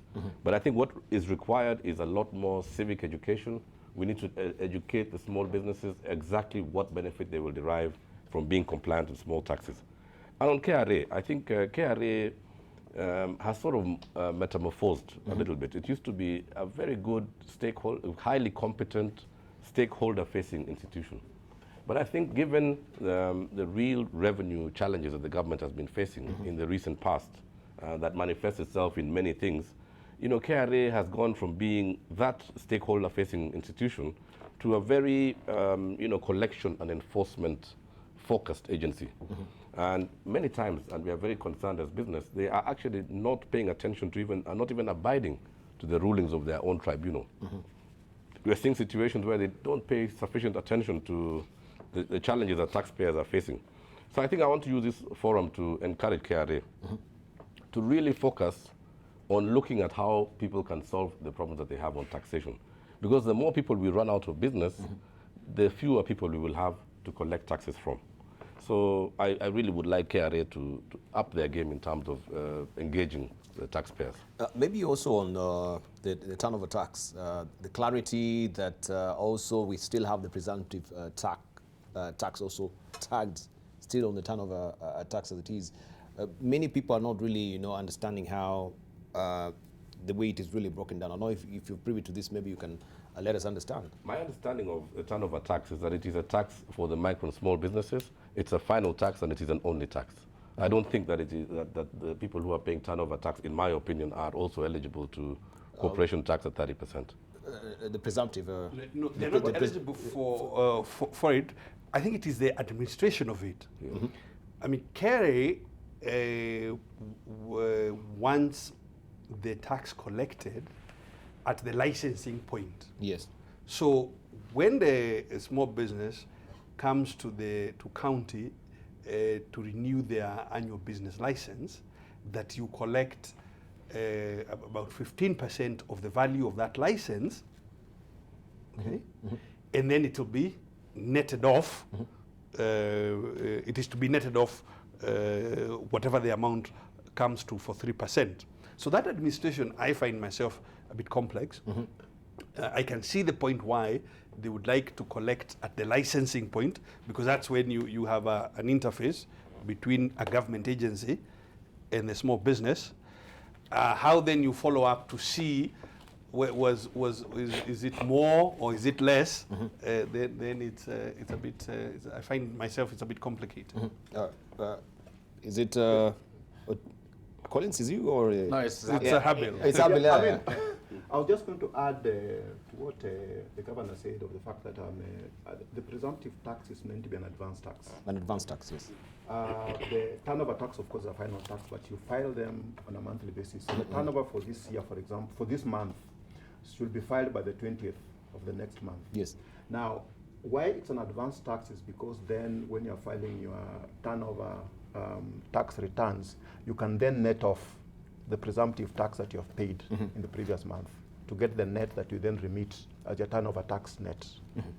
So it's not an additive tax. I think that is the worry, that you have got turnover tax and you also have presumptive tax. It's not an additive. It's good to get that clarification. You net off what you have paid in presumptive tax over this period from the turnover tax that you are remitting for the month. Right. But, there's just one problem, that we are dealing with micro and small enterprises. And we're dealing with a situation where taxation for them, as for everybody else, is supposed to be simple. If us here are having the debate about how the 15% and the 3% works, yet people are supposed to be paying it from the 1st of January, you haven't even socialized. The governor is telling you, we ourselves as a county have a challenge in terms of its implementation. Put yourself in the shoe of the micro and small enterprise who is going to implement this. The reality is that as opposed to solving the problem, you're actually compounding, because this person first is scared, they don't even know what this means, then eventually he says, I am better off doing what Kiprono says, I'm better off having my money in the bank. And I think that should be a lesson to both Kerry and to government, that taxation is supposed to be something that is easy and something that encourages. My last point, Kiprono talked about something which is fundamental that we shouldn't lose, that even as you collect the tax, the Juakali people are asking themselves, but why are you not providing services? I actually don't think you should collect tax first and then provide services. And as an incentive measure, what you should have done is gone and connected the power, the water, and then now tell them, by the way, for us to sustain this, we need you to pay. From an incentive measure, I feel nice. But if you're collecting from me and all I see is a black hole, I ask myself, why should I pay this? And that's the greater challenge. All right, even as we're seeking to plug all these loopholes, I think Treasury can also help Kenyans, because just recently, and I think this was running in the Business Daily, there were questions why also Treasury gave KQ staff tax-free send-off package, right? Also adding to that, we had the NIC CBA merger, and we had them being exempted from the share sales tax, 350 million shillings. So when we're talking about plugging holes, then why is there a rhyme or reason why we should be having some staff, not really paying their taxes on the send-off package and the share sell tax as well? Do you think, for on that particular note, without being political? Well, it is political. It is political, and we can't run away from it. Politics is part of our daily life. Yes. It is completely unfair that the tax administration can seem selective. Yes. My personal position is that those kinds of transactions And I think, in fact, some people went to court to challenge, for instance, in the banking merger. That I actually think it is totally unfair. And you're quite right. Collins is quite. Look, why should I pay tax if I can see that it's just enriching people and it's being stolen? So we as governments have to demonstrate to the citizen value for money. And I think there is no two way around it. And we have to also be seen. We have to be fair, and we also have to be seen to be fair. I mean, governments do provide tax deals to attract investments. Yes. But I think it really has to be seen to be fair, and we have seen a number of instances. I mean, look at, for instance, the relationship between manufacturers and VAT returns and so on, that manufacturers are chasing Kerry for months and years on end for tax refunds that are due to them. So there is something that really needs between Treasury and Kerry to be improved in terms of the fairness of these things. All right, and I know maybe Habil Alaka will be a bit squeamish around this around that particular topic. Let's just pick the brains of also Collins Odote on this, the favoritism that we're seeing from the administration. Debarl, you know, honesty is the best medicine, and government needs to realize that Kenyans are increasingly becoming wise. So they may not speak, but they see. So you can't be saying that we have a problem, we even have a deficit, then tomorrow you wake up and do the two things that you've said. Tax-free provisions is not a bad thing. The reason why it's used becomes the problem. It's supposed to be used as an incentive to encourage something. If you give it for the merger of NIC and CBA, what are you encouraging? And that thing that you're encouraging, what is it doing for the economy? In my view, I think you then can't convince the Jokali person on your way to Nyayo Stadium that, you know, pay 3%. His question he'll ask you, because there's an NIC bank just opposite he says, why do you want me to pay when that guy who has more money, you gave him tax-free status? And you can't answer that question. So from a communications perspective, you simply miss it. And I think for me, there's something that Kiprono said that I think we need to think about. If government wants to help itself, there are only two things it must do. One is that it must deal with one big agenda. The second is that it must then say that we are going to deal with the expenditure side, to reduce expenditure and to ensure that there's fairness. With those two things, and Governor Nderitu has told you that we increased revenue without adding taxation. Yes. And you add that by improving tax administration and by providing fairness. This discretionary tax-free status, which is given based on favoritism and based on political interest, will not take us far as a country. It actually will compound the problem. Right. We only hope, because tax, I think Kerry recently also made an announcement that they're going to review some of these exemptions that were, previously made, under what circumstances, and we hope some of this also will be in the list as well. I don't know what you think, Habil Alaka. I mean, I was just going to weigh in on that in the sense that I think we have clobbered that deal of NIC, CDA, yes.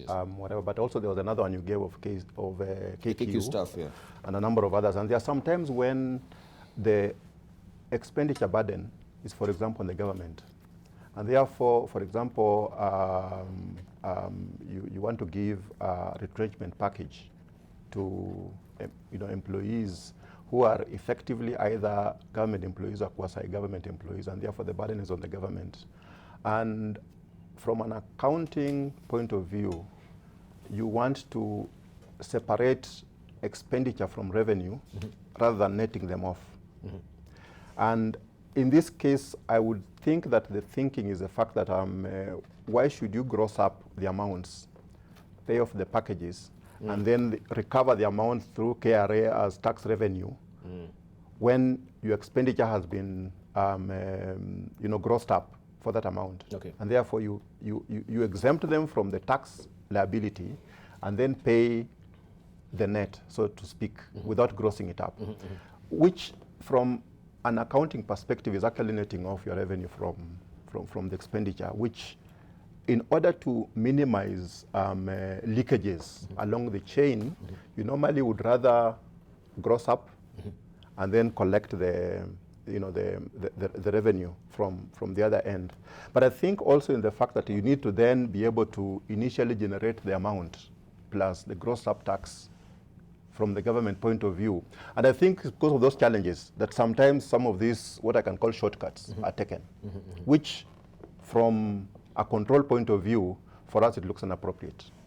But I think from the government's point of view, they do not have the resources to be able to put on the outlay so that it can be recovered again through tax revenues. Okay. Yeah. All right. Okay, Kiprono, you want to comment on, or Tichilo? Very briefly. Yes. I mean, just to say that I concur with what my colleagues have said, but to also say that there is a need, as part of the stimulus, to make sure that this country starts to become vibrant from a commercial and economic point of view.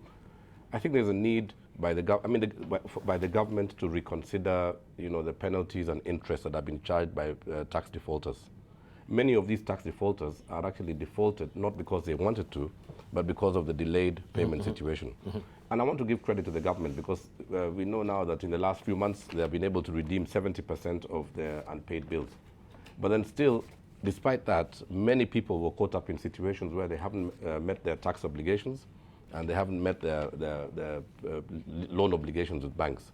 I think there's a need for us to really find a mechanism, either through an amnesty of sorts, to bring these people back into commercial activity. Because today, if you have, the penal structure are larger than the principal amount that they defaulted. And if they defaulted because they were unpaid, not paid by a third party, be it national government, county government, or NACOMAT, then, really, it's the person is in default not because of any fault of his own. So I would like to suggest that part of the stimulus should include an amnesty of sorts to be able to bring people back into commercial activity. All right. Let's hear from Governor Tichilo. I would think that this issue of taxation needs to be revisited, and as a country and also as counties, we need to have a very serious conversation where we should be able to look how best we can handle it in the short term and in the long term.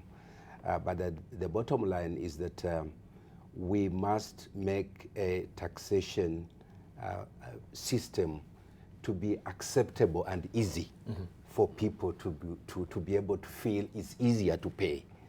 And secondly, and the most important thing is that we must show and demonstrate the value of paying taxation. Why are the ordinary people paying taxation, particularly the local communities? Is this money being plowed back into the society, into the community, to give social services that will act as an incentive for them to pay? Like, for example, if I have to give an example of counties like Boda Boda, they are the most difficult. I don't know how Nderido says, but they are the most difficult to get taxation out of them because they seem to know their rights, and they want to say, why do you want us to pay? Know their rights. Yeah. Why should we pay? And so, like, in terms of Vihiga, they are putting me under a very serious situation. You must do this. You must build for us, border sheds. You must prepare these roads. You must make sure that this road is passable before we pay. So I think the people are knowing their rights. And if we can be able to actually demonstrate that the taxations we are collecting is going to improve their social welfare, I believe they'll pay. All right. Can I make a quick comment about the stimulus question? And I think that perhaps an added component is the effect of politics on business confidence and consumer confidence. Yes. And I think that looking at the season we are going into, there is need perhaps to revisit in the manner of 2012 there, where both the private sector, KEPSA, the chamber, and senior government got together to say, how do we ensure we are not sending the wrong vibe into the marketplace? And I think for the national executive, there's some real work there to be done, so that as we gear up to the season of political competition, it doesn't, further depress the already poor circumstance in terms of business confidence, and people wondering, should I be investing, should I be running away, and what should I be doing? Yeah, but agreed. And can I just say something on Boda Boda? Governor Tichilo talked about Boda Boda. And really, I think for me, governors have to start to be serious about this issue of border. I've done a lot of research on border. Yes, yes. And Governor, I don't know whether you're aware that border is actually the manifestation of a failed public transport system. Yeah. Mm-hmm. And as a country, nothing has been done to regulate border. I don't know whether you've seen the political challenge that border has given to some of our neighboring countries. I don't know whether you've seen the challenge that border has given to the governments in some of the Asian countries where it is the predominant form of transportation. It is really, it provides a livelihood and a means of transport to very many people at the bottom of the pyramid. But it is something which, if left unregulated as it is today, and we continue to just handle it with soft gloves, it will be a thing that will be completely unmanageable in the future. Right. So we need to wind up just briefly, and then we touch also on the pension a bit. But the loan interest that is eating up the 40% of tax revenue, IMF thinks in their review, they're warning that the situation is synonymous with countries at risk of debt distress. Maybe Abel can pick up on it quickly, then we close up on it. Yeah, I mean, certainly it's the high side, and I mentioned a little bit earlier about looking at the debt portfolio we have. Yes, yes. And also from the fiscal side, trying to see, to ensure that you focus on the fiscal consolidation, that you're not piling up additional debt. Mm-hmm. But the current debt we have that may appear overstressing our available resources, I think we need to seriously consider restructuring the debt. Mm-hmm. And restructuring does not mean adding more debt. It just means that restructuring either the cost of the debt or the repayment period to be affordable in terms of both the interest installment and the capital installments that you have to repay over a given year. Mm-hmm. And this can, there are a number of options that can be considered. Like, for example, we have been relying on short-term debt. Short-term debt repayable over a short period. Mm-hmm. The principal installment that you have got to pay over an annual period is fairly significant. But if you spread the same over a longer period, then it becomes easily comparable to the revenue inflows that you have, and therefore affordable to the economy. Mm-hmm. And so I think we seriously need to focus on restructuring the debt that we have currently if we are going to be able to meet our fiscal targets. Do you think in any way the new move by the government, if you look at the Business Daily there on the sidebar, they're saying that Treasury is mulling over a new debt office. The National Treasury will set up an independent public debt management office, that is PDMO, and appoint, I think we have it on touch, and appoint a registrar for government securities as it seeks to control its fast rising liabilities. This they should have done, way back. And I think there has been quite a move in that direction. Mm-hmm. Like, for example, I know that the director for that unit was a former deputy governor of Central Bank, Dr. Srima, who I think came in specifically to look at that portfolio. Yes. So I think there is a deliberate move to try to get the right, human capacity to be able to run that office, because it's a major, facilitator for the National Treasury to be able to manage their debt, public debt position. But how we not as a public not really relay information on what we have on the internal debt register and the external debt register? Yeah. So that at least we are privy to where the health of the country is as it is, because now this statement from IMF can only be news to Treasury, not to Kenyans. Because I think for the last 2.5 years, Kenyans have been saying, we are living beyond our means. Mm-hmm, mm-hmm. And Treasury was focusing on understating and underreporting. Yes. So that you find ways of showing that we're actually healthier than we are. Mm-hmm. Everybody knows that the best way to solve a problem is first to correctly diagnose it. And I think for me, what this report does, what we see in terms of the clash between Kenya and IMF, yes, and what you see Treasury wanting to do on the first page of the public debt office, I think is the first correct step. The first correct step, or correctly saying, whichever way the debt is, whether it is a debt at the county level, whether it's a debt at a parastatal, whether it's a guarantee, it is part of financial commitments. So here is our total financial commitment. What does that mean for us going forward? And it's close to what Sabil was saying of financial consolidation. And I think for me, it may be a little late, but I think CS Yatani needs to be commended.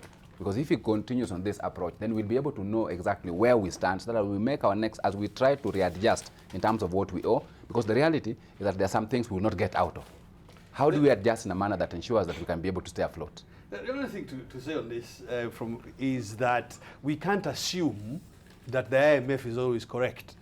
I mean, previous efforts to do what Habil is saying, lengthening debt maturities, ensuring that in fact, government is borrowing short-term, had resulted in very low interest rate regime in Kenya. An IMF rode to town, bamboozled the central bank into believing that there was a big problem, we were in negative interest rates, and this is 10, 15 years ago. And so we were succeeding. Other nations, granted bigger nations like Japan and others, were in negative interest rates, and the whole thing was brought down by the views of the IMF. So we cannot just assume that what they are saying is the gospel truth. Now, should we know, for instance, the guarantees that government has provided, and yes, we should, but they are contingent liabilities.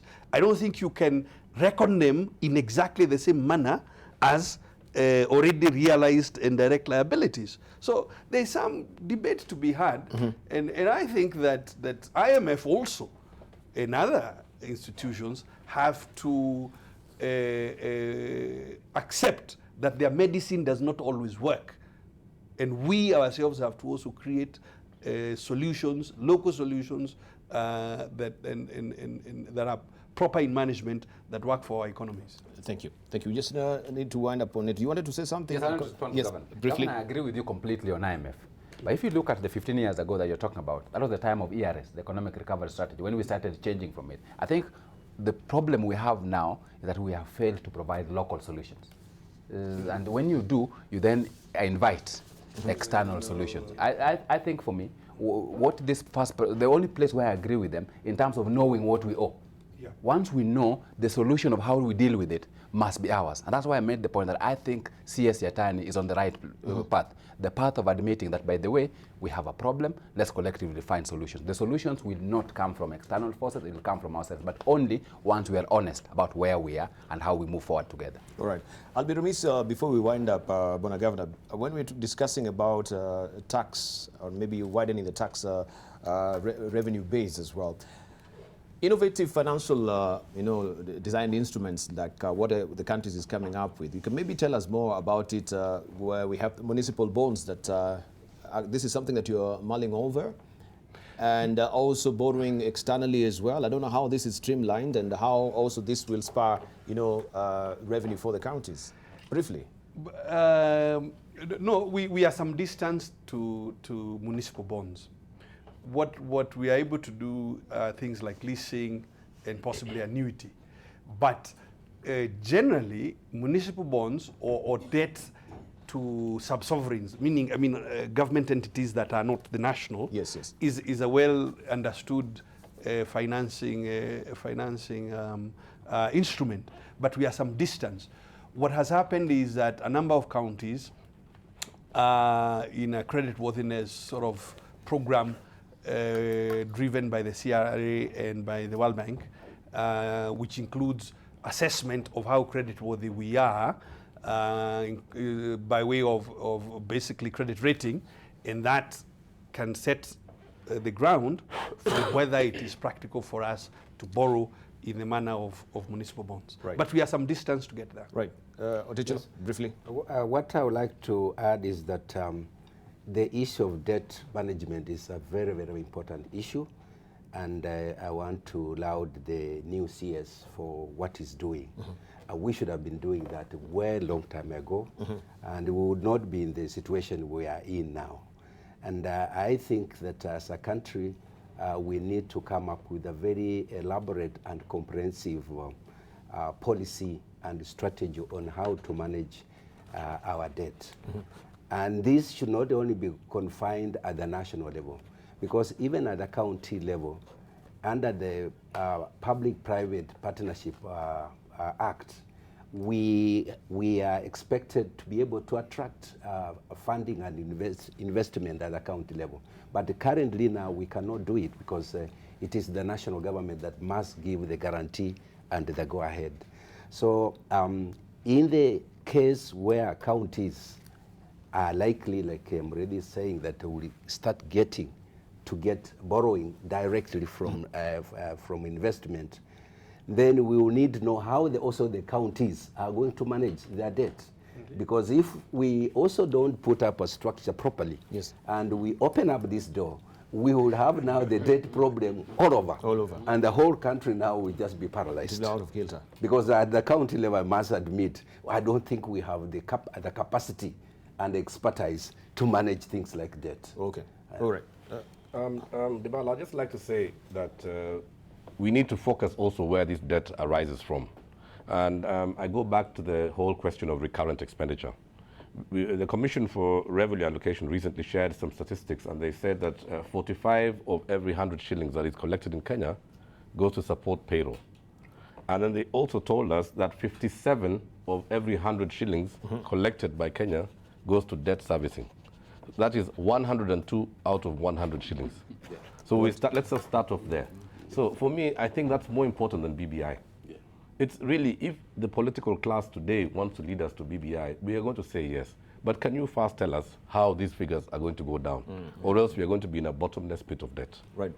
Interesting enough. You want to say something? Or we can gravitate maybe to the pensions a bit, then we wind up because we're really strapped for time. I mean, the thing I was going to add, in fact, just to support what Kiprono was saying, was the fact that I think a number of projections have been given in terms of the expected growth rate, 5.5 to 6%, and I still believe that if we get things right, we can still be able to achieve that level of growth.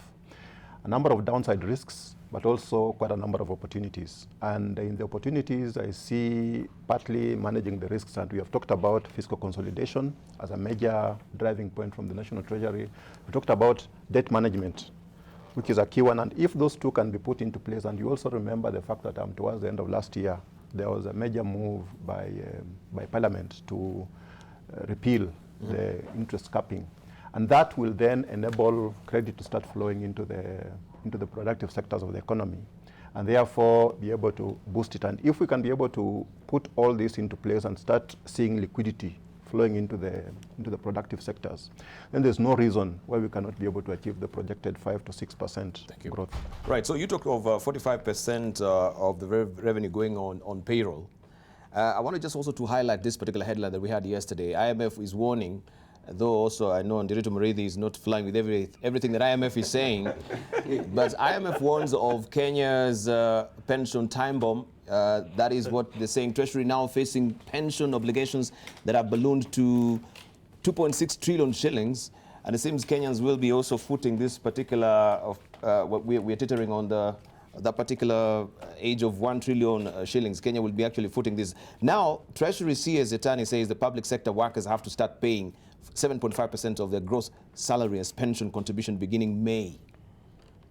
Why haven't they been doing this all along? Or maybe when they start, they should backdate. Yeah, perhaps so. They should backdate to the date when you were employed. Just briefly, as we're giving our headline thoughts, briefly, we're winding up. Bonaganda. Yes, briefly. I think a contributory pension is a much more prudent thing to do. Yes. It's been on the cards for a long time. It should be done. On pensions, I think you have to go back to the question Kiprono is asking. Basically, what kinds of investments have we done with those savings, and are those investments able to generate? And that tails back into let's do a stimulus so that we get the economy back on track. Right, thank you. Collins Odote. Debarl, I think 3 quick things. The first is the reality is that when you are not prudent in your management, external people will give you advice, both wrong and bad. And I think that's why, so let's not blame IMF. We brought ourselves to this situation. So I think what we need to do is to fix the situation. The second, from a pension perspective, there are 2 other additional things. The first one, I agree with the governor in terms of contributory pensions. I agree in terms of savings, but there's also a second one that we're not talking about, that because of the depressed financial situation, there are those in public service that have actually been deducting in theory. So you deduct, but don't remit. So eventually, that money does not exist. So the problem is going to be much more compounded than just increasing it by 7.5%. And it goes to, let's deal with the economics. Because if we don't deal, you will have people deducting and not remitting, and then people aging, and there's no money to be paid out. Yeah, I think on the pension, there are the two types, the defined contribution and defined benefit. And I think the government had for a long time defined benefit, non-contributory. And I think there was a circular sometimes back where they're trying to reinforce now moving over from defined benefit to defined contribution. And this is now applicable not only to the civil service, but also to the quasi-government and government-owned entities, where now they have got to start contributions from the employees in order to finance the pension obligations. And I think this is the way to go, because that's what happens in the private sector.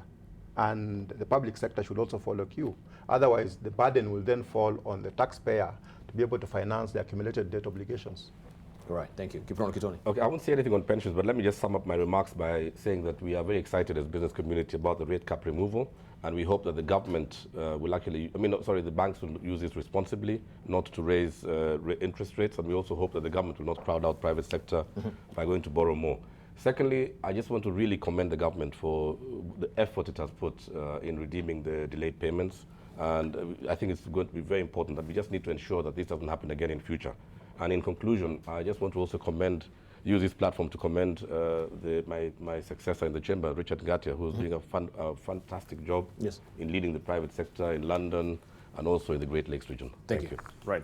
Finally, Governor Wilberforce Otichilo. Yes, I want to agree that pension is a time bomb for this country, and unless we address it, we are going to be in serious problems. And therefore, it's necessary that we re-examine the issue and see how best to deal with it, particularly even at the county level, because it's a problem that at counties we are not able to solve as of now. And there's, as Collins has said, there's money being deducted, but the remission is an issue. But I thought that was being streamlined by the county pension fund. Yes, they are, but there are many challenges. There are many challenges. There are many challenges. Let's leave it at that. I want to thank you, Nderitu Muriithi, the governor of Laikipia. We have also Collins Adonte, who is a business columnist with Business Daily, also a lecturer at the University of Nairobi. Habil Alaka, who is the CEO of the Kenya Bankers Association, also Kiprono Kitoni, the chair of Radio Africa. Also, he is the vice president of the World Federation Chambers. Also, we had with us Dr. Wilberforce Otichilo, who is the governor of Vihiga. We leave you with the quote of the day, which says that whenever you see a successful business, someone once made a courageous decision. And of course, this is from the management guru, Peter Drucker. Right, don't go away. Much more coming up on the other side of AM Live. We are now morphing to AM Live Plus.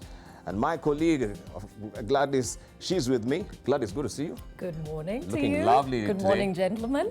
That was a very good conversation, and especially even as we go into this economic times, and for the youth and for the counties in as far as where they're playing their role in catering for all in as far as their future is concerned. Thank you. And of course, we had a conversation on the streamlining of the youth universal healthcare and how that is shaking into place. I know that is really right up your alley as far as health is concerned. I don't know what you have today. Well, definitely we'll be looking at what that entails in as far as we are within the month of January, and this is the cervical cancer awareness month, and to be precise, this week screenings have been marked across the country. But then again, cervical cancer being the #2 killer of females in the country, what does that mean? What can we do? And even the counties, what can they do to ensure that they actually carry their own burden where they're at? All that coming up, and what you can do as a woman to keep cervical cancer at bay. That's coming up on AM Live. Thank you, Gladys. So we'll take a short break right now. See you on the other side of the break with Gladys.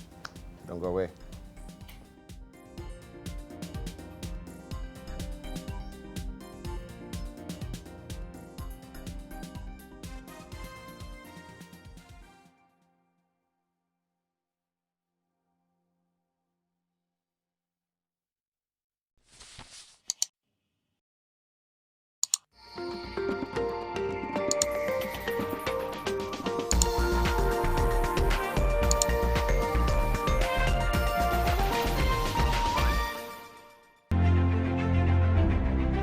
Every day, NTV News Team moves you to the center of the action. The security forces who took part in this operation. Police are not taking anything to chance it.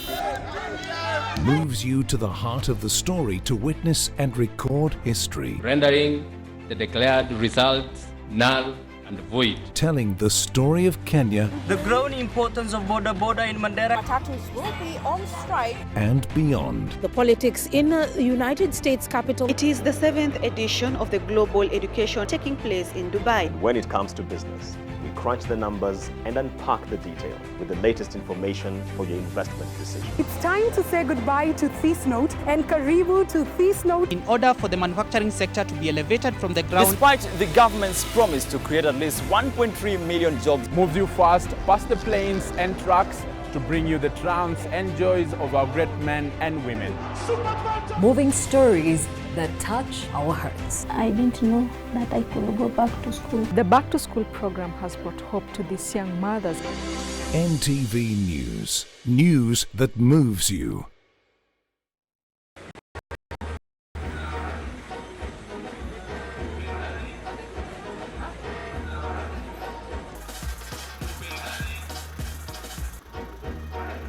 Gari ndio hii kujeni tuangalie. From 4 to 8 p.m. on the Nation Drive. More music. Haya, ngeni muangalie. You people have been found guilty of listening to Nation FM Anto Naubina. On that note, everybody in this matatu is being paid for fare today. Tunakemea January. Just move to more music and less talk. Nation FM will be rewarding all Mathrees tuned in to Nation FM. Watch out for the team as we visit various parts of the county. Nominate a circle that tunes in using the hashtag JustMove. Tag us and we will pay your fare.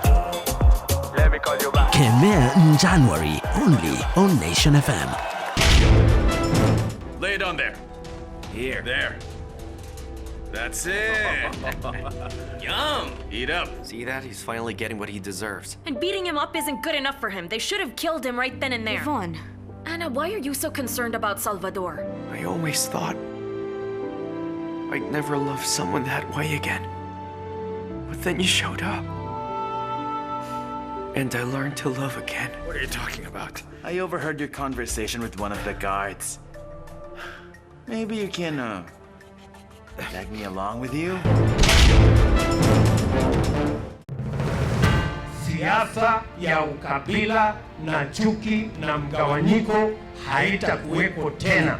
Ruto should have the courage to face the president. Iko shida hapa, iko shida pale, iko matatizo sijui iko na gani. These are small things, wachana na hizo. Jihadharini na manabii wa uongo. Wanakuja kwenu wakivalia ngozi ya kondoo. Hamuwezi kunifukuza ODM ati mkanifuata ati mnanifukuza Jubilee. Kila mtu afanye kazi yake. Kama wewe ni mtu watchman, fanya kazi ya watchman. There is no need to hurry. Kuna wakati tutashindana kisiasa, no problem. Let us finish with BBI. We all don't have a problem with BBI. Where do they find money to go campaigning for a document that has no opposition? Bora mwisho mwananchi anaamua, leteni.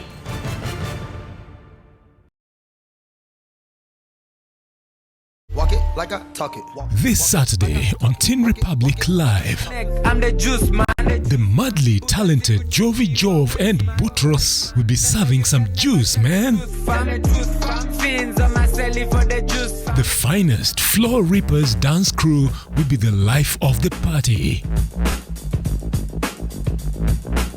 Tune in to catch the latest on everything entertainment and word on the street. With the party DJ in the house, you know it's a bash. Teen Republic, in association with Fanta.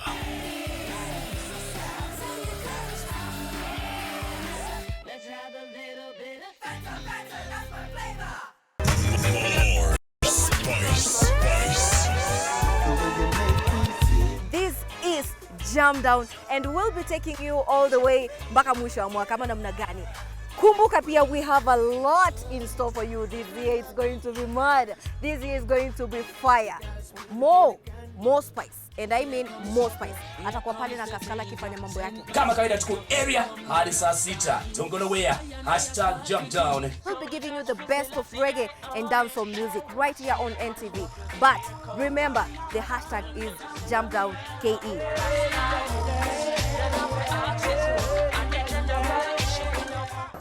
Changes in programming. You are my 10 over 10 girl. Babe, tuende. Yani namaliza almost 1 hour before wewe. Tunakasirika nimemaliza. Bahati Reality moves to Monday at 10 p.m. Fact Finder, the show that puts you in the know. The BBC Fact Finder will be at 10:30 p.m. Fact Finder from the BBC. Lit 360. Mwinga business tinga geri jali makali mapinga. You can never really appreciate art unless you know the process behind it. The Lit 360 moves to Wednesday at 10 p.m.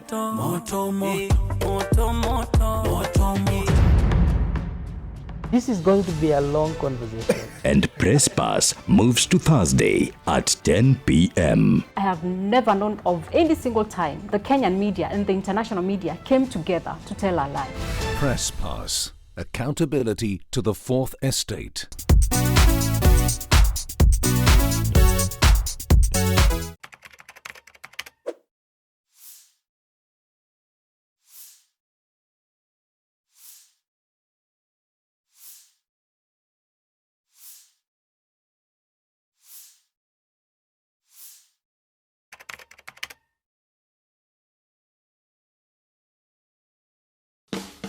The blind man told police officers, afade mimi sijawahi ona bangi maisha yangu yote. Hizo award zikafanya watu waanze kuimbia award badala waimbe the word. Mimi mkinichagua mtaona miujiza. Anajifanya squeezy. Kibia mara moja. Naogopa Mwenyezi Mungu na uji moto peke yake. Hiyo si bangi. Siasa ya ukabila na chuki na mgawanyiko haitakuweko tena. Ruto should have the courage to face the president. Iko shida hapa, iko shida pale, iko matatizo sijui iko na gani. These are small things, wachana na hizo. Jihadharini na manabii wa uongo. Wanakuja kwenu wakivalia ngozi ya kondoo. Hamuwezi kunifukuza ODM ati mkanifuata ati mnanifukuza Jubilee. Kila mtu afanye kazi yake. Kama wewe ni mtu watchman, fanya kazi ya watchman. There is no need to hurry. Kuna wakati tutashindana kisiasa, no problem. Let us finish with BBI. We all don't have a problem with BBI. Where do they find money to go campaigning for a document that has no opposition? Bora mwisho mwananchi anaamua, leteni.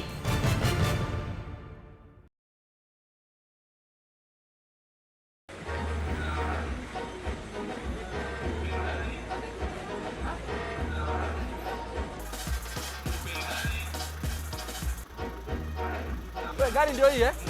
Haya, kujeni tuangalie. Haya, ngeni muangalie. You people have been found guilty of listening to Nation FM until now Binda. On that note, everybody in this matatu is being paid for fare today. Tunakemea Januari. Just move to more music and less talk. Nation FM will be rewarding all my threes tuned in to Nation FM. Watch out for the team as we visit various parts of the county. Nominate a circle that tunes in using the hashtag JustMove. Tag us and we will pay your fare. Let me call you back. Kemea in January, only on Nation FM. In your paper this week, trade wars, threat to economies. The split milk between Kenya and Uganda, just a continuation of a fostering protectionist policy in total disregard to common market protocol. Subscriber switched off. 20 million Tanzanians risk being switched off mobile networks on January 20 SIM card biometric registration deadline. Going continental. Kenya's Lapset Corridor, boosted by African Union adoption to reach West Africa, and now expects to attract funding from various quarters. Plus our opinion leaders. Unpredictable weather. Governments are better off waking up and taking notice. Climate change is now at the heart of every activity on Earth and deserves to be addressed by the best brains among us. By Charles Onyango Obo. Death on the cheap. Merchants of fake medicine prey on the poor and vulnerable in society since they are the most likely to seek cheaper products. David Richmond. The magazine for the love of birds, artist and conservationist. Farid Mahfoud. The East African, understanding the region.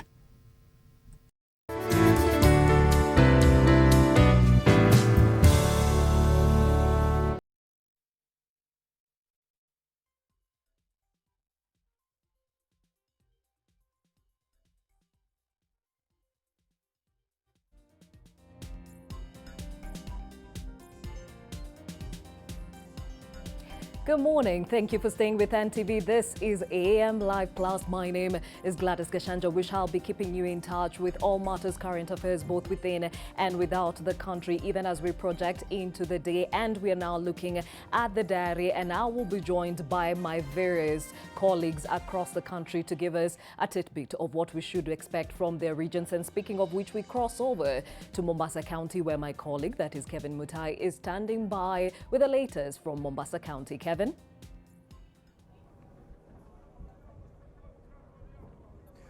Well, good morning, Gladys. We are joining the broadcast from Lamu County JT, that is the terminal, the newly constructed terminal, and any moment from now we will be going towards the port, and we are expecting some officials from a Lapset Corridor project to oversee the construction of the 3 berths, and we informed that the one berth has already been completed and ready for business.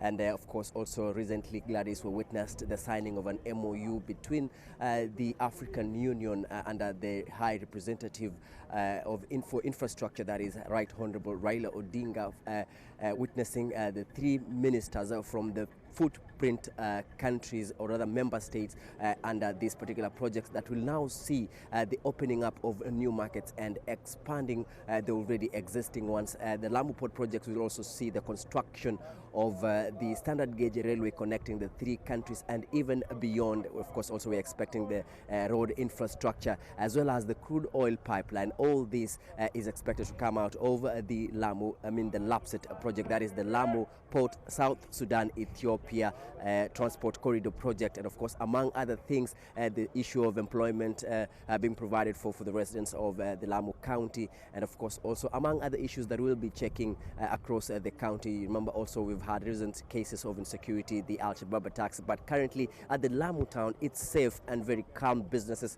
are up, but of course also we have talked to a few hoteliers who are running the hotel industry, and addressing issues of low bookings, and that is of course with the issues of insecurity. But of course currently the town is very safe, and of course we'll be traversing the entire region and trying to catch up with the stories that are making headlines in the region. But of course, Gladys will be back with more details of what is happening from here in Lamu County.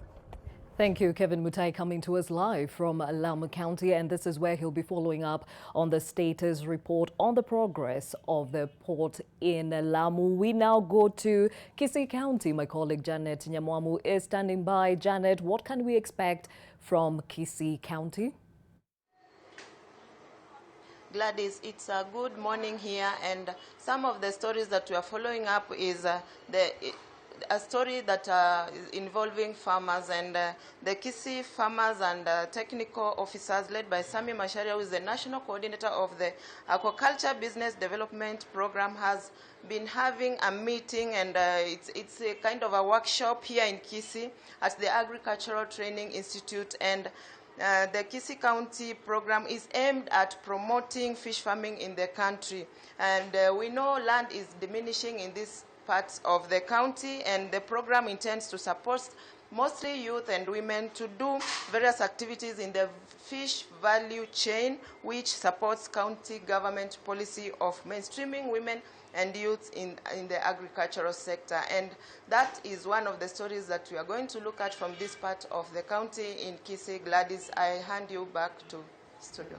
Looking forward to that. Definitely agriculture being top of mind, even as there was a changeover in the ministry in as far as ensuring that farmers actually are boosted in as far as their efforts are concerned. We now go to Murang'a County. Martin Moore is standing by. Murang'a, what can we expect from there, Martin? Well, thank you so much, Gladys. It is a drizzling Thursday morning here, and we are following up on three stories. One, we have the story that we're giving it the most time is that Maragua Hospital, for the last 1 week, the hospital has been lacking water, and the patients are said to be suffering a lot. For the last 1 week, the hospital has not had water. The patients are forced to fetch for themselves. Something else that, hospital requires running water, so they are forced to buy a water bottle that costs, for the 6,000 liters, costs 10,000. So it is taking a toll on the revenue that they are generating. Something else that we are following up on is the KENHA, that is Kenya National Highway Authority, has started public participation in Murang'a. It is said that the government is doing a 30 billion road. It's a 540 kilometers, which will touch Kiambu County, Murang'a County, and Nyeri. So they have started doing the public participation on areas that they will be passing by. The road, which is known as Mau Mau, is just to reward the former the people who fought for the routes that were being used by the people who fought for the liberation of this country. Something else that is happening in this county is former Ruiru MP, that is Esther Gadogo, who is bereaved. Her mother passed on last week, so she's expected to be buried, to be laid to rest here in Murang'a. Former MPs and current leaders are expected here in Murang'a, and what is expected to take the center stage during the burial is the politics of the BBI and of this region. Those are some of the issues that we are following up on, and we'll come back to you in deeper details as subsequent bulletin. Back to you, Gladys. Thank you, Martin Moore. Clearly a full agenda or diary on your end, and particularly that has to do with the health sector following that Kenya Harmonized Health Facility Assessment Report that was launched yesterday, detailing how we are dropping the ball as a country in as far as offering healthcare or quality healthcare to Kenyans. Definitely still being top of mind. We shall be looking forward to that report from Maragua. We now cross over to Nakuru County. Bridget Sungana brings us the latest from that region.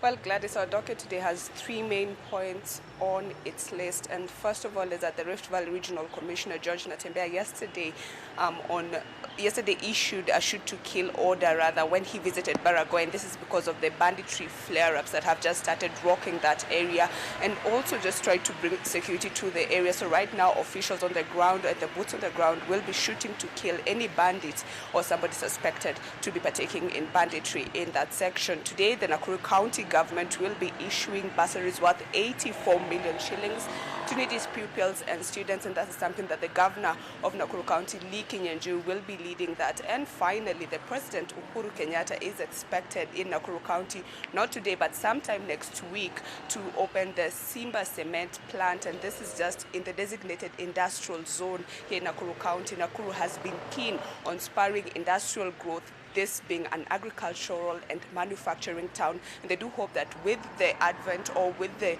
Big Four agenda on encouraging clean energy, this will also encourage farms to set up shop here. So these are some of the things we are following up today, as well as other emerging stories that will crop up in the course of the day.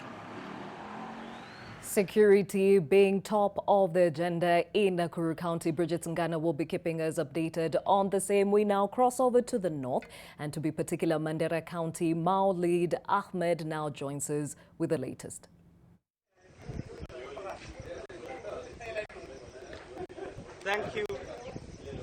Thank you, Gladys. We are coming you live from Mandera. A lot of a lot of activity is expected here in Mandera County. All leadership consultative meeting on local solution to countering violent extremism is set to take place here in Mandera County, where all the leaders, that is the elected leaders, the religious leaders, and all the influential and the stakeholders will be attending this an important meeting. Remember, Mandera has been grappling at Al-Shabaab menace that is struggling to contain the situation of Al-Shabaab menace. Remember, Mandera County is struggling in the fight against Al-Shabaab, and its effects have been seen, and has been seen in all over, from the economic sector to the education to the health sector. Almost all health sectors, that is the non-local, the teachers have deserted their schools for fearing to be the victim of Al-Shabaab here. And the leadership, today's meeting would like to bring ideas on how to counter violent extremism by providing local solution, bringing heads together from the local community and initiating the leading role. And it is very important that the leadership led by His Excellency Ali Ibrahim Roba, that is Mandera Governor, and all the elected leaders from the 6 constituents, that's members of Parliament, will take the leading role here. The security team here too have been briefed across Mandera County, knowing this critical meeting taking place here. We'll be bringing you all the updates as they unfold here from Mandera. Gladys. How to counter extremism in the region, top of mind in Mandera County. Maulid Ahmed will be following up on the same. Of course, this comes at the back of various and numerous terrorist attacks in the recent past. Definitely looking forward to hear what will be coming from that region. Now over to Kisumu County. Oko Kusa now joins us. Well, in less than 24 hours' time, 47 members of the Kisumu County Assembly are expected to elect a new House Speaker. And of course, that is, as we all expect, of course, is generating a lot of heat here, raising the temperatures. Yesterday, we saw a hive of activities, different camps giving statements, and of course, some members of the County Assembly coming out to endorse one of the candidates who was the acting Speaker of the House, that is Elisha Oraro, and of course also intimating that the ODM party had endorsed that particular candidate. But of course now today the ODM party is expected to issue an official statement and stand regarding this particular election that is expected to happen tomorrow there. And again, we'll be following up on issues that have emerged surrounding the resignation of that same candidate, that is Elisha Oraro, who was the acting Speaker and the member of the County Assembly for Kisumu North Ward, whose resignation has been shrouded in mystery. So we'll be following up on that just to ascertain whether he really tendered his resignation, which qualifies him or makes him eligible to participate in tomorrow's exercise. So that is some news that will be following keenly for residents here and of course our viewers across the country. Back to you, Olive. Well, it is Gladys Okokusa. Thank you for that brief from Kisumu County, where the county assembly elections are in top gear, even as they gear up to elect a county speaker. Now, Melita Oletenges now joins us from Nyeri County with the latest. Many thanks indeed, Gladys. We are right in the center of Nyeri town here, and the main story today in the county is that coffee farmers are expected to give their views on the coffee cherry advance revolving fund, the 3 billion shillings that President Kenyatta recommended be given to farmers as an advance fund as they await their earnings. Now, this fund is expected to kick out the crisis in the coffee sector. We've seen in the recent past this particular sector has been infiltrated by middlemen and of course causing farmers to also get their late payments. So this is something that we are following up on today, and we expect that farmers will be able to give their views how they expect this particular fund to be revolved, and of course some of the recommendations by the farmers already we've seen in other county's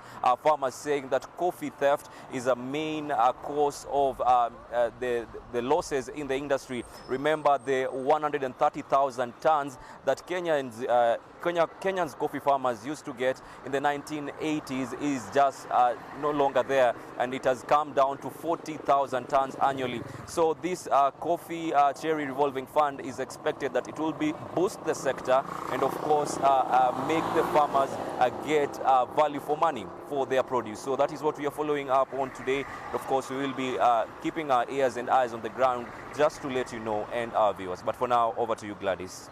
Another boost to the agricultural sector, even as Melita Oletenges follows up on the issues around that coffee revolving fund. Looking forward to details from that. And now to Homa Bay County, Bernardo Juang joins us.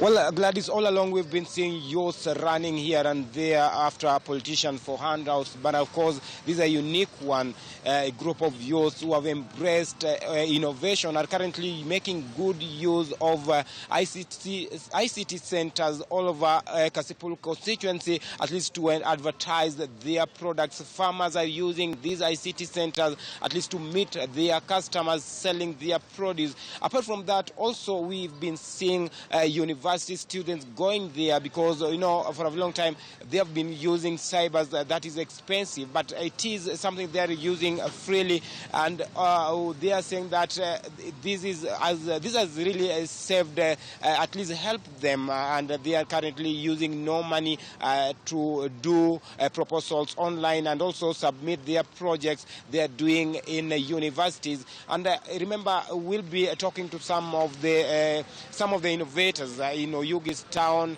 or at least to tell us how are they doing this, how is it benefiting them, and also how are they using this at least to meet their customers in our subsequent bulletin, and also for NTV Sasabatio. Bernardo Juang, definitely a very important thing looking forward to in Homa Bay County, even as young people are encouraged to embrace innovation. Well, as I promised, a lot on our current affairs docket, and speaking of which, today's diary still has a lot more on it. The Agrochemicals Association of Kenya, AAK, and the Fresh Produce Consortium of Kenya are set to host a press conference this morning seeking to lay out the food security costs in 70% lost maize and horticultural collapse, and the organization say they will also address the ongoing locust problem in the event of mismanaging pesticides regulation. They are expected to speak about the proposed changes to the pesticide laws and how that will impact local production and the export market. On to something that has to do with health, and First Lady Margaret Kenyatta is set to preside over the official launch of the 5th edition of the Beyond Zero Medical Safari at Uhuru Park, Nairobi County. The 3-day medical safari, which kicked off yesterday, is expected to offer critical health services to hundreds of Kenyans in Nairobi. The Kenyan Private Sector Alliance is this morning holding a multi-sectoral forum regarding the progress of the war on corruption, as well as address emerging issues on the promotion of sustainable development. The forum will look into the call for lifestyle audits, enhance the role of agriculture in providing jobs, and also call for the restoration of Nairobi's governance and service delivery. And still staying with the health sector, leaked WhatsApp group chats of administrators at the Nairobi Women's Hospital and published on Twitter by one Maurice K, popularly known as Owa, have exposed how private hospitals exploit the sick and scared for profit. Now, the avalanche of shared experiences the post elicited have been corroborated by the Association of Kenya Insurance, which says they have the numbers to prove it. And in light of the revelations, the Kenya Medical Practitioners and Dentists Council has launched a formal investigation, and we shall be following up to see where that leads to. Something else we're keeping an eye on today is the embattled University of Nairobi Vice Chancellor Professor Stephen Kiama, who was unable to access his office Wednesday at the university's main campus. Kiama is accusing Professor Isaac Mbeshe, who had been appointed as the acting VC by Education CS George Magoha, of refusing to provide the keys. The squabbles are now threatening the smooth running of operations at the university, with CS Magoha going to court to challenge reinstatement of Kiama as a University of Nairobi's Vice-Chancellor. But even as we follow up on a lot, there's something else we need to do for you. Take you back a little bit in history, and the first injection of insulin, called Insaltine, originally on Leonard Thompson, a 14-year-old diabetic who lay dying at the Toronto General Hospital on January 11th, 1922, caused a severe allergic reaction. Now, for the next 12 days, the biochemist James Collip worked to improve and purify the ox pancreas extract, and on the second injection, brought the boy out of his coma and was a complete success. Something else that happened today in history: Morocco's parliament unanimously voted to change a controversial law that had sparked protests. The law had allowed rapists of underage girls by their ability to avoid punishment by marrying the victims. Now, while activists welcomed the changes, they say that more needs to be done to protect women.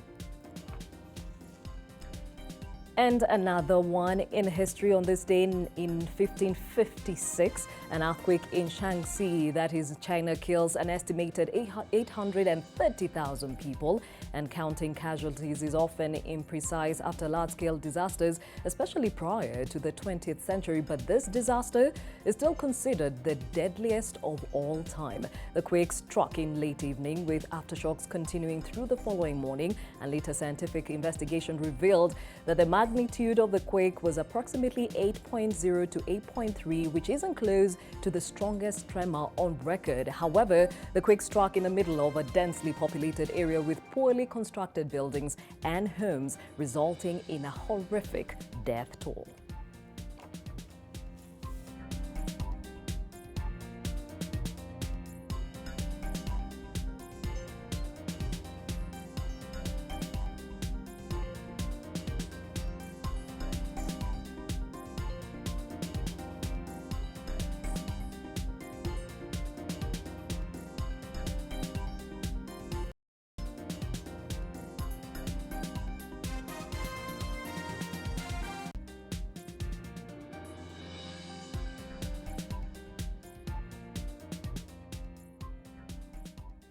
And still keeping you updated on something that you should be keeping an eye on your end. It is the Cervical Cancer Awareness Month, that is January. And this particular week, nationally, we are seeing screening ongoing to ensure that we keep cervical cancer at bay. I have talked to various health specialists, and they say there is no reason any woman should die of cervical cancer in this day and age. But it takes you to do something on your end to actually keep it at bay. I'm talking about screening. So before we get to the conversation with my panel in studio, let's look at the facts in as far as cervical cancer is concerned in Kenya. First fact is that it is the #2 common cancer in Kenya.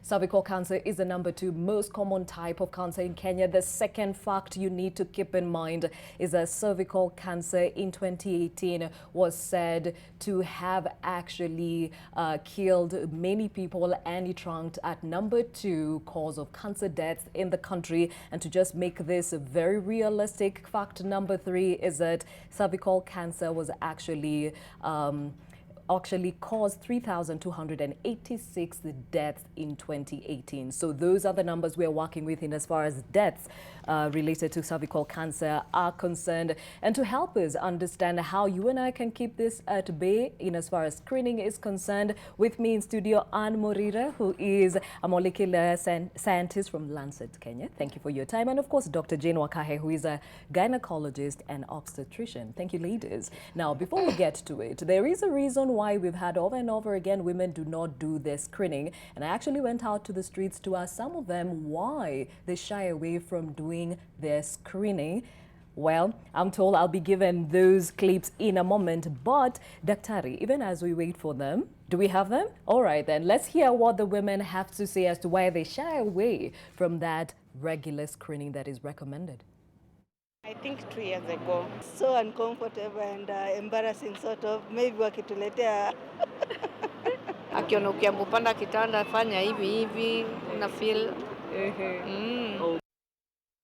Well, that was just a small snippet of the many women I talked to on the street, but the general feeling is that they prefer not to go. Screening is done. One is able to tell whether the cervix is changing from normality towards cancer. And it takes many, many years to change from normality towards cancer.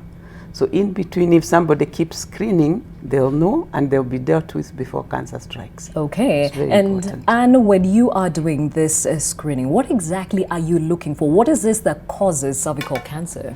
When we do screening, what we look for, there are two tests that actually someone can look for. There are others, but mainly what is advocated for is a pap smear, where they look for cervical changes, cellular changes that can happen in the cervix. And then we have an HPV DNA test, where we screen for the presence of HPV virus in the cervix of a woman, so that we can know if someone is at risk of developing cervical cancer. And when you talk about HPV, are we talking about a specific kind? Because I understand there are over 100 types of HPV viruses. There are over 100 types of HPV virus, but what causes cervical cancer, there are around 14 genotypes that we screen for, that we call them the high-risk genotypes.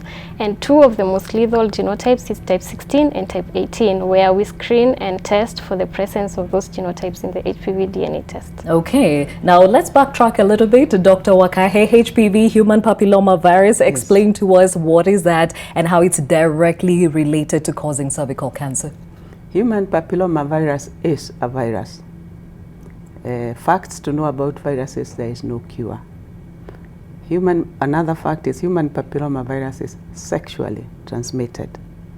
And human papilloma virus is not transmitted by sexual penetration.